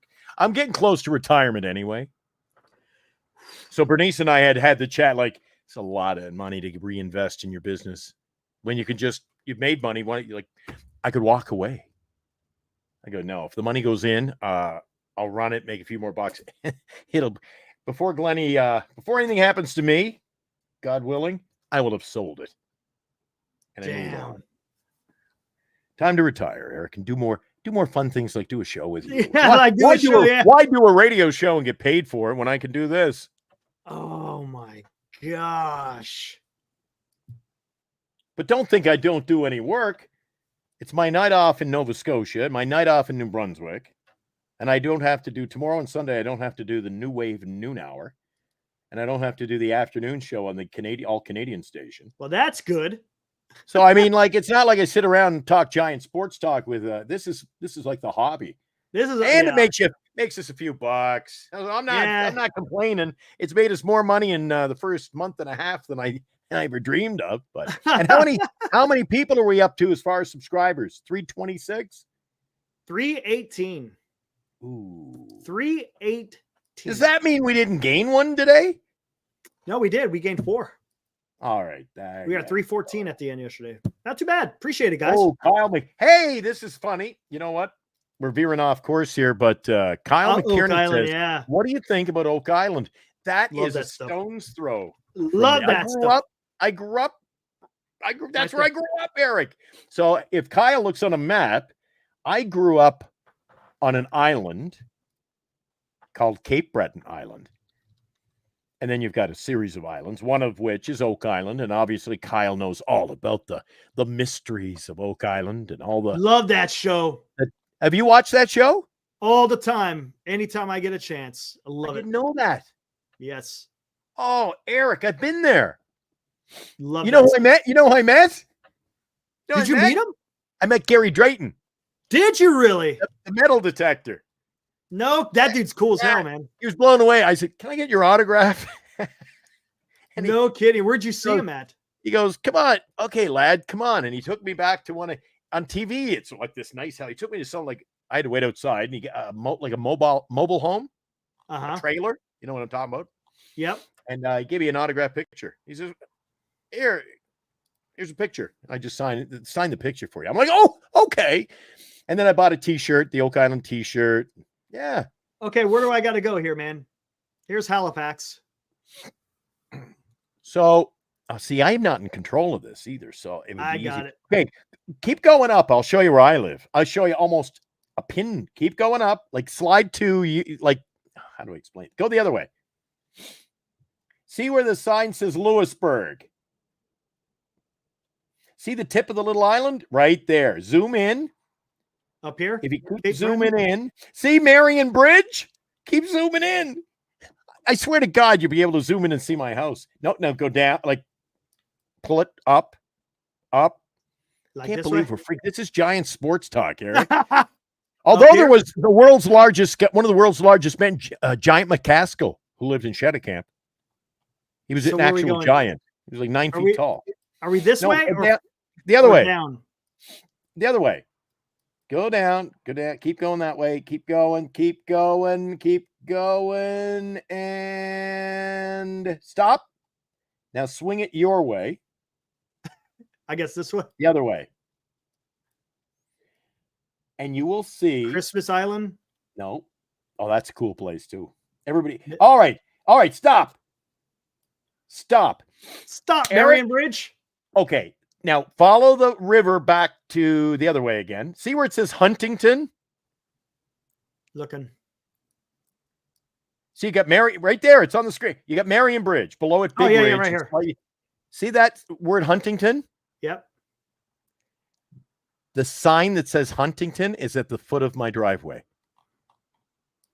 That is where I live. And see, it says Two Rivers Observatory. That's a wildlife park. Okay, here's Huntington. There's nothing here. So where do I got to go? Back. See Intervale Road? Yeah. Go back a little ways. This way? I'm before you get to the Intervale. The other freak up. The other way. See, if you follow that road back, stop. Grand Mira? Okay, wait. A little bit further. Okay, stop. Bungalow Lane. A little bit further. We're almost at my place. Quite literally at my house. A little bit further. Okay, Eric. Hold on. Grand Myra North. A little bit further. Any moment. Just a sec. Eric, okay, stop, go back. That's holy crap. Right I here? can't believe on Google Maps. Okay. Do you see where it says Grand Myra North Road? See that bungalow right there? That's a bungalow. They've actually turned that into a house. Follow across the street, and the long driveway goes to a double garage and a house. This way? No. Go back. Okay, stop. Now swing to what would be my right. This way or the other way? Yeah. The mouse. Stop. Right here? There's my piece of property. That's a double garage, paved driveway, house, little gazebo up in the bottom there. There's my house. That's my house, Eric. There you go. Isn't that cool? Whoa. Now, Eric, watch. Oh, you can zoom it around. There's my property. Oh, geez. It's all grown in now, but there's the house. Yep. Look at that. That's Glenny's. That's cool, man. How about that? That's out in the country. I can't believe what you can do with a computer these days. Isn't it amazing? Yeah. And if you, I don't know what comes up. I thought I saw it actually. And this is the Lewisburg. This is where the fort is, right? Can you actually see the fortress? There it is. Can you zoom in? I was just there. I was sending you pictures. See what looks almost like a diamond? Yeah. Below you? No. Down here. Nope. Over, up. Boom. Oh, you passed it. You're going too fast. Is it here? Below your mouse a little bit. Here? Right there. See there? That's the fortress. There it is. And see the point? Right there? The little nub, and you got like a grayish color there. You can see the two cannons. Two cannons. I see it. Yep. And then on the other side, they had, like the walls cut out and the cannons point through it. Yeah, right here. I see the cutouts. Yes. And on the other side, there's more. Eric, that is fascinating crap, man. Oh, man. Nice. You, me, and Will spend like 2 days there. Fascinating stuff. And then isn't this down here was where Oak Island is down here, right? Now, Oak Island They're is down here by over- Halifax, right?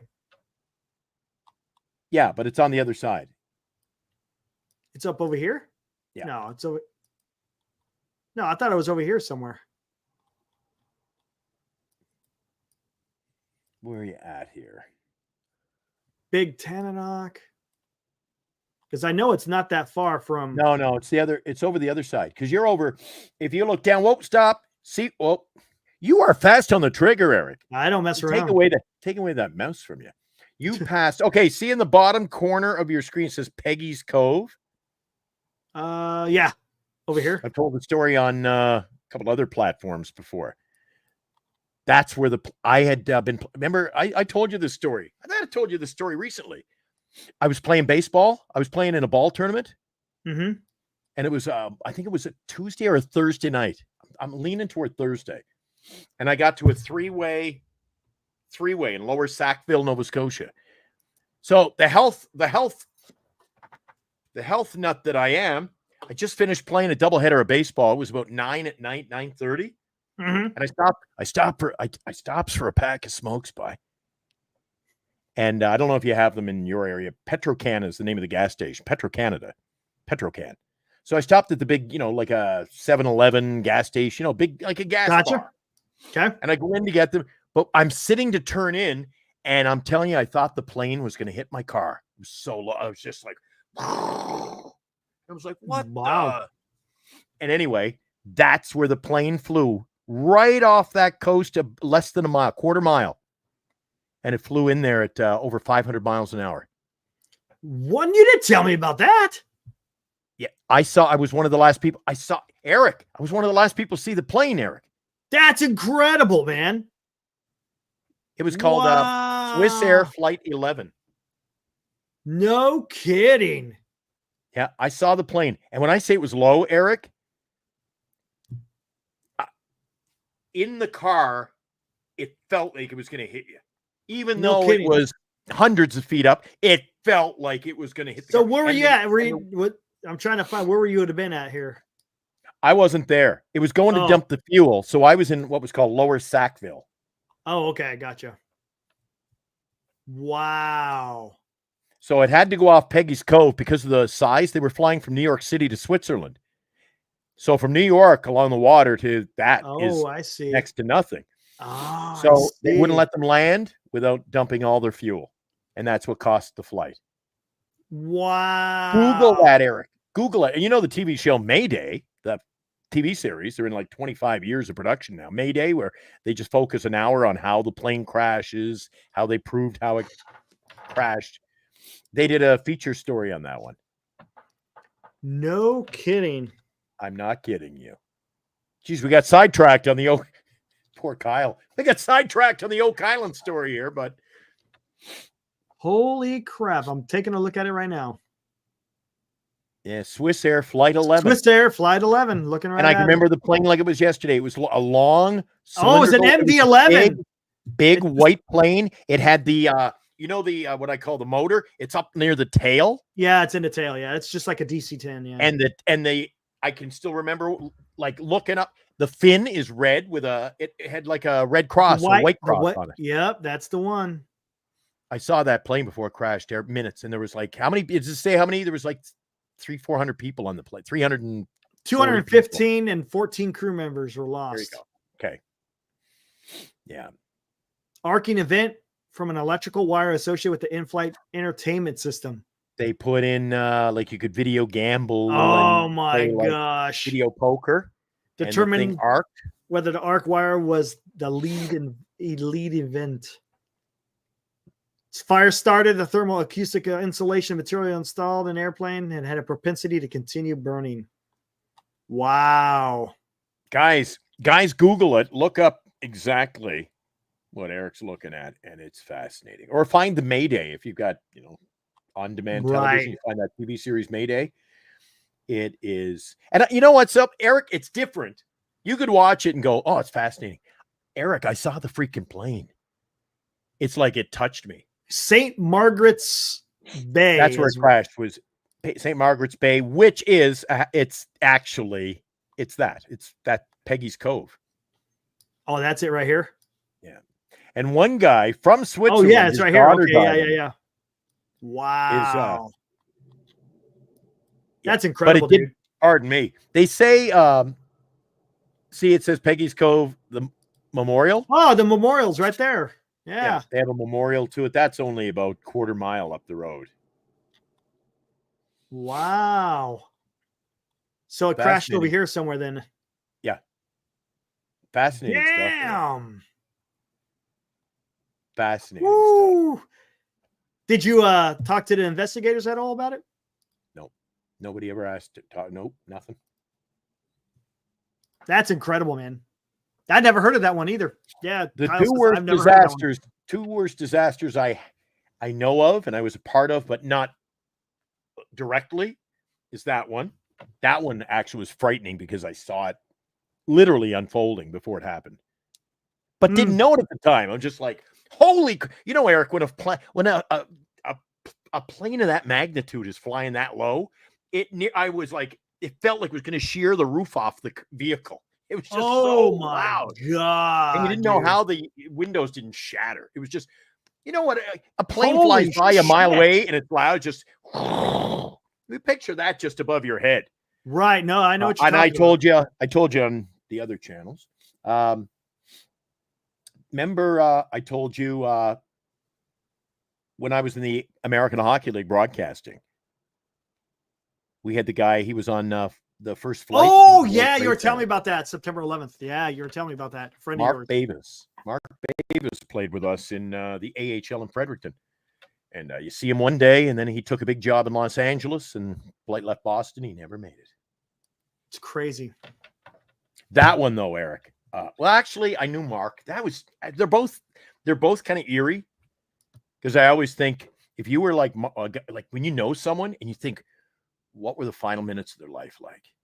Knowing what lies ahead, or like Eric, Did you see if it was on fire? They said it was on fire. Did you see any fire, or was it just so? Didn't know what the hell was just went loud by and flew over. Yeah, it wasn't on fire outside. So what happened was it became the arcing, it was internal. It became black toxic smoke. Right, you can't see. Yeah. God. Oh, you know what? I follow that stuff like you do. You follow military, and I follow. I'm intrigued by history now at my age. I love history. When you get on an airliner, Eric, when you fly, and you part of your warm up every time is here's your life jacket, here's your belt. In event of an emergency, the pilot will activate the lights that go. Yes. And they direct you. They direct you where to go. You know why? Because an Air Canada flight landed in Cincinnati, Ohio. And there were people who couldn't get off the plane because they were going in the wrong direction on the plane to get out. They were going back to the tail. The smoke was so thick. It landed. And they're like, okay, we've landed. Don't get your things. We have to get out orderly. And all of a sudden, the inside, from the toxins, the plane blew up. Oh, dear God. And nobody could find their way out. Unbelievable. Black smoke. Kyle says, just dump the fuel, as in land it, or they just let it go in the air. Anytime there's an emergency with a heavy aircraft, even with a smaller, well, not with the Cessnas or nothing, but when you got a big airliner, if they experience an in-flight emergency, they will dump fuel before they land, because when they land, they don't want to have all that fuel on board when it lands. That and the weight. They can't land with the weight like that. It's that too. There's a lot of things involved with that. And if you watch all the documentaries that are available of this, or just do your, the research and stuff online, YouTube is a vast wealth of entertainment and knowledge for this kind of thing. And entertainment's a poor choice of words, but they talk about landing. When you land with the fuel, I mean, from New York to Switzerland, that thing's got there was tons of fuel, and tons of fuel. It would just they were, and then what happens? The weight, and then all that fuel. What happens? Boom. So they have exactly. to. They have to. Yep. And so what I was going to say was when you watch all these documentaries, one of the things that they don't really come out and say it, but I think it's being said, is the air traffic controllers didn't know the gravity of the situation. Communication issues. You do a 180, head back to St. Margaret's Bay. You do the fuel dump, and I'll get right back to you, Swiss Air Heavy. And they're like, we need to land now. And he's off talking to, WestJet or Air Canada Flight 207. You're clear to vector onto this runway. He didn't take it and go, guys, take my flights. I have business to take care of. He was still doing his job with other flights. This has no, man, we're just going way off. We're going to have to close it down here soon. But when I was and I, what did I say to you when we started the show before the guys could see it? What did I say? I don't want to be in here more than an hour. I know. And now look at this. I know. Okay. So I was deployed, and this is when I was assigned to Travis Air Force Base. And the cool thing is I went there as quality assurance, but there really wasn't a job for me as quality assurance. So I'd go out there with the crew chiefs and all that stuff. So we're out there refilling a C5, right? And just so you know, a C5 takes a shit ton of fuel. We're talking like, if it's a max load, we're talking over 330,000 pounds. 330,000 pounds of fuel. And so it landed where we were, and we had to put enough fuel so it could get back to where it was going. And I'm sitting there, and I was monitoring, because I was down there with POL. POL is the people who actually have the fuel trucks, and they put the fuel on. And as it's filling up, the crew chief's up in the flight deck, and he's radioing to me, letting me know what's going on, when to tell the guy to shut it down. But I'm sitting there, and the struts on the landing gear were massive. So I'm just sitting there, bullshitting with the PO guy watching, and you can see the plane just boom, boom, boom. This, because it's getting so much fuel, the weight. Pressure. Because the strut, it kind of catches a little bit. Then when the weight gets enough, it just boom, boom. I was like, man, this is crazy. The coolest thing was we got to do an engine run. A C5 came in with an issue. The good thing is where we were able to repair it. But we had to do a full throttle engine run. And oh my God, man. We had to go out into they had a place it's called Compass Call. And it's an area of the airfield where they used to test the compass for the aircraft, but it was an area where we could do our engine runs. And we started laying into that throttle. All of a sudden, because we were at an international airport in a different country, and they start hollering over the radio, shut it down. It's creating too much dust. Shut it. It was incredible. I mean, it was just the amount of thrust that were coming out of those C5 engines were absolutely incredible. TF-33s is what they were. Man, those were just memories. Good times. Anyways, let's shut it down. There is the exact plane I saw. Yeah, that's it. Yeah, that looks just like a KC-10. Yeah, that was Flight 11 right there. Stock photo and everything, but that's the flight. That's the plane. So it was not. We're not talking a tiny. I can never understand those planes, that tail engine and stuff, man. The Air Force had the KC-10s. They just, as a matter of fact, they retired all the KC-10s. They were all like that. Yeah, it's a little bit weird, isn't it? A little bit weird. My last flight to San Francisco, when I had to go back home, last trip. When I went back home, first time I was ever. You knew better than you knew when we talked last weekend what they might be called. The plane I was on from Denver to San Francisco, Eric, was like something you would take to go to Australia. There were like eight seats just down the middle of the plane. Mm-hmm. And then you had the 3 or 4 or 5 on each, like what you would see in a regular flight, a big plane, was just the rows I was sitting in. Mm-hmm. Freaking blew my mind. I'd never been on a plane that big. I mean, I thought getting on, like what I call a jet, a 747 or 737 was big. This, Eric, was. And in the front, they all had pods, like big eggs, and you could sit in it and you could watch your own TV. And wow. And in fact, I just thought, I'd rather just be on a regular size plane and be done. Yeah. It's funny. I see Cryptic talking about the 3-engine for ETOPS.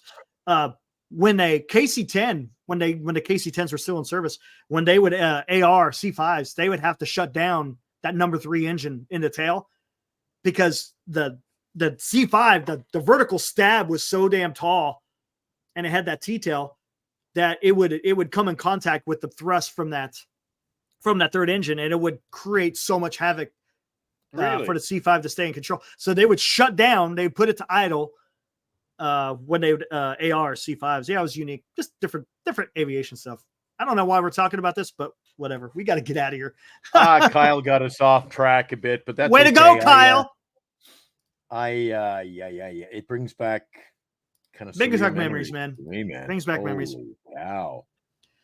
Man, I had a few ideas up my sleeve, though. You and I were talking off air. I want to see a military history channel show coming up, and I gave you the idea. I know you do. I watched the show on TV after we did our show the other night. I went to bed. I had a few radio gigs to do. I got to bed about 5 a.m. I said, well, I'll just put something on TV and fall asleep. And the whole show was dead. They were talking about all the boats that were sunk in World War II. Yep. Within like 5 miles off the coast of South Carolina. I'm like, I didn't freaking know there was like any World War II stuff going on in the United States. And they're like, most people don't. And the millions of tons that were sunk. And then I told you, we were just having a brief conversation earlier yesterday, that the German U-boats, all the captains, they were just paid. They got and not really paid. They got the glory. The glory, yeah. From their supreme leader based on the number of kills or sinkages, right? You sink a boat, I don't care what it is. So they were sinking passenger ships full of kids. No thought of anything but just sink that one, sink that one. It was like, a kid who's at the ball game sees the cotton. Dad, I want cotton candy. I want cotton candy. Well, these guys driving the U-boats, they were all over. There's a boat, sink it. Yeah. Well, Captain, it's full of women and children. Sink it. Did you ever watch that Tom Hanks movie called Greyhound? It was on Apple TV Plus. Yes, I did. I saw when it first came out. It was pretty good. The only thing I didn't like about it was just it got a little bit far-fetched and how villainous they made the U-boats. Don't get me wrong, they were bad, but they made it seem like there was some kind of it was this weird Das Boot. Yeah, the best movie of those along those lines, more war movie, is did you watch the one that came out a few years ago? I saw it on TV, had to go out the next day. I found it that good. When I find a movie that good, I got to go out and buy the DVD to preserve it. It was called Mayday. Or not Mayday. Yeah. What do you call the island? Midway. Midway. It was called Midway. Did you see the movie Midway that came out about 5 years ago? I like the original Midway that was back in the 50s or 60s or 50s or 60s. Watch Midway from about 5 years ago. One of the top 5 movies I've ever seen. The CGI is a little bit ridiculous. I hate that. I don't like that. I don't like it was at the 70s. Yeah, I love that one. The one that I think it had Peter Fonda in it, right? Not Peter Fonda. The father. Oh my God, why can't I think of it? Who is the father? Fonda. Wasn't Peter, that was his son. Henry Fonda. Yeah, he was in it. Charlton Heston was in it. Yep. Charlton Heston. Oh, damn you, dirty apes. Hey, Henry, you'll have to get me as a guest on one of your military histories. We'll talk about some of the crazy things. In Nova Scotia, about half a mile from where I lived so I had lived, you saw the home my family home. So I moved to Halifax, and Halifax is near Peggy's Cove, etc.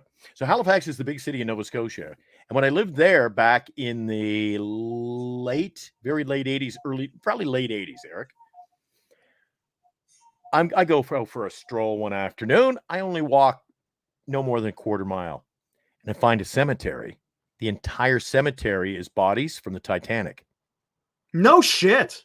I'm telling you, some of the cool, historical cool, if you will, but some of the stuff I've like been immersed in, like to live a quarter mile from that place, I always felt it was haunted. I was like, maybe living here ain't such a great thing, but Eric, and the number of bodies that are buried there, and they don't know who they are. And I never heard tell of that. Like you always hear about, oh, this survivor and this survivor. And then they were finding children, they couldn't be identified. Oh, that's sad, sad stuff, man.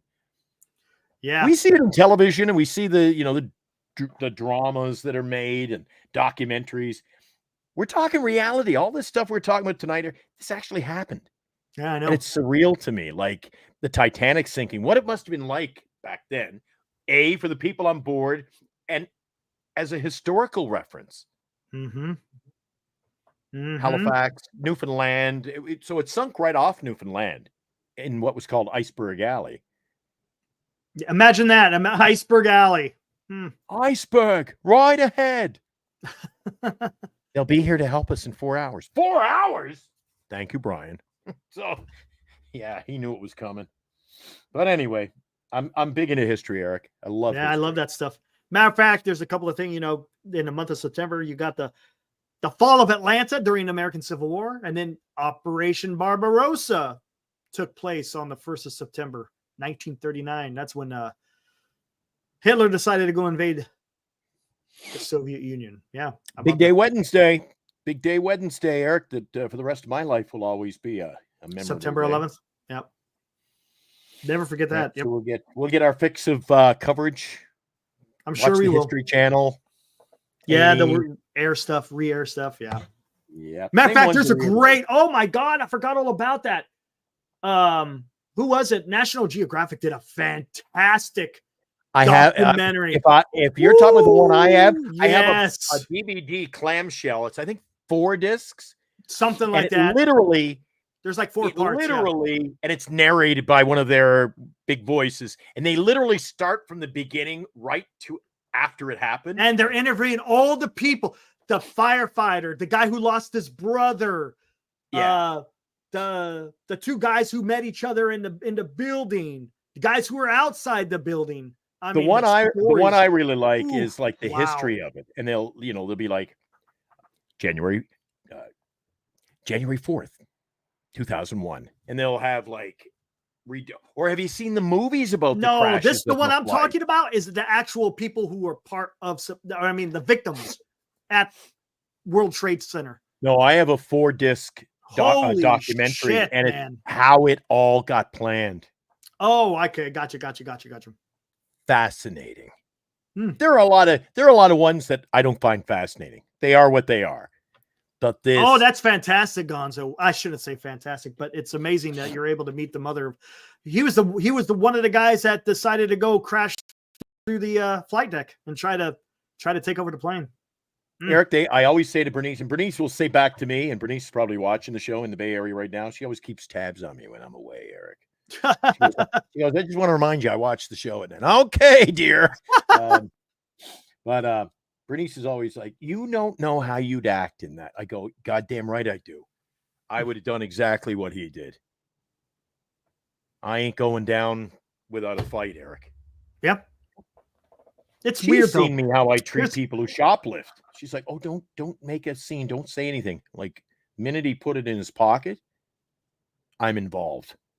Yeah. So, if I was on a plane and that happened, I'd be all over that like Eric on a Smartie. That's like, I'm tired, Eric. It's 2:35 into the show. Yeah. How about we shut it down? How about that? We could talk. Maybe we could talk about a little bit of 9/11 on Wednesday. Maybe. Why not? It's a huge event in American history. It's right up there with Pearl Harbor. So, one of the good things, Eric.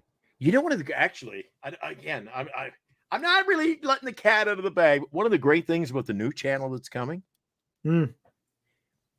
is if you and I decided to do a 9/11 show, you can do it. If I want to do a show on the history of classic rock, we can do it. Could do it. We want to do a little Giant Sports Talk, we can do it. We're going to have so much coverage. Oh, and I can't announce it because the contract isn't signed yet. But I signed another key figure who's going to be a host on the new channel. Oh, yeah. That's A gonna be well-known cool. name. That's going to be cool. A well-known name. Going to be doing a little show with us each day, Monday to Friday. So it just gets better each day, Eric. The weight has been killing me, but it's all falling into place. We've got our all the logos designed. The government finally got me my paperwork, so we own the rights to the name and the channel, and everything's good. And it's the talent, that stable I've amassed. When they're ready to go, once we're ready to, next thing to do is we got to build our new website for that one. That website's intense, though. You can go there and it gives you like every scoreboard update, like as it happens. It's pretty real-time stuff. Yeah. As I mentioned at the beginning of the show, you want to have your own channel, it ain't cheap. But I make the money, I spend the money, right? You know what they say about having your own channel, Eric? The money comes in, it goes back into the channel. Fair enough. That's what we do. We just put it back into the channel. Let's grow the channel, Eric. Sounds good to me. Wait, I got to get rid of this. Oh, I don't need these no more. And there's no Giants, thank God. No Giant Sports Talk Live tomorrow morning? No. The next two mornings. Yeah. So we'll be start up again Monday morning. Yep. And there ain't going to be no Giants game. Hey, tomorrow, what time are we going on? Oh, by the way, I think you got the text message already. I'll get you details. We have our interview lined up for Sunday afternoon, 4:30. Yeah, it's going to be fun. Are we going to split it up again, do the interview, and then do the post-game later that night? Depending on how the game goes. Remember, it's an undecided game, so it could get ugly. We might just that's what I was just going to say. And say, see you tomorrow for the morning. You can do whatever you want. I have a lot of crap to do, so we'll see. Time will tell. If they get swept, there's going to be a lot of rabid fans out there, I'm sure. Usually that's what happens. All right, yeah. Usually I get ready for the show. I go, oh, geez, Eric, I just took a nap. I don't want to do a show tonight. Oh, let's go an hour. And then you and I are going our longest show yet at 2 hours, 38 minutes. All right, let's get out of here, man. See you tomorrow. What time tomorrow again? Gotta write that down so I show up. We'll do our 8 o'clock. We could do 8 o'clock since it's starting at 5:40. 8 p.m. We should be able to do it at 8 o'clock. And then we've got a guest 4:30 on Sunday afternoon. It's going to be an author of the book. What was the name of the book again? I don't have it in front of me now. I wasn't prepared to talk about it tonight, but we did our show. We mentioned the guy who bought the pack of baseball cards. Then he drove around the United States and found every went literally door to door. Is this where Jose Canseco lives? He found all of them except one who had passed away, Al Cowens of the Seattle Mariners. He's passed away. He met every other player by finding them, and it was all brought on by the 15 cards that were in his pack of bubblegum cards. That's incredible. I think it's pretty cool. Who has the time to do that? I think I'll just get awesome. My own. And I keep saying old Toyota or Datsun. Remember a Datsun back in the 70s? He had this little broken down old car. He says, I didn't think it would make it outside the suburbs. So I drove across the country and here and there. And he says, I found them all. So I'm looking forward to the interview coming up this Sunday. It's going to be a whole lot of fun. Yep. Should be fun, guys. So you guys tune in on Sunday afternoon. That should be a lot of fun. Good. See you tomorrow, guys. Thanks for dropping by the chat, keeping us company as much as we keep you guys company. Your donation of time is most important to us. And you guys are good as usual again tonight on a Friday. Appreciate it. Night, Eric. Yep. See you tomorrow. All right. We'll see you guys tomorrow night. Woo!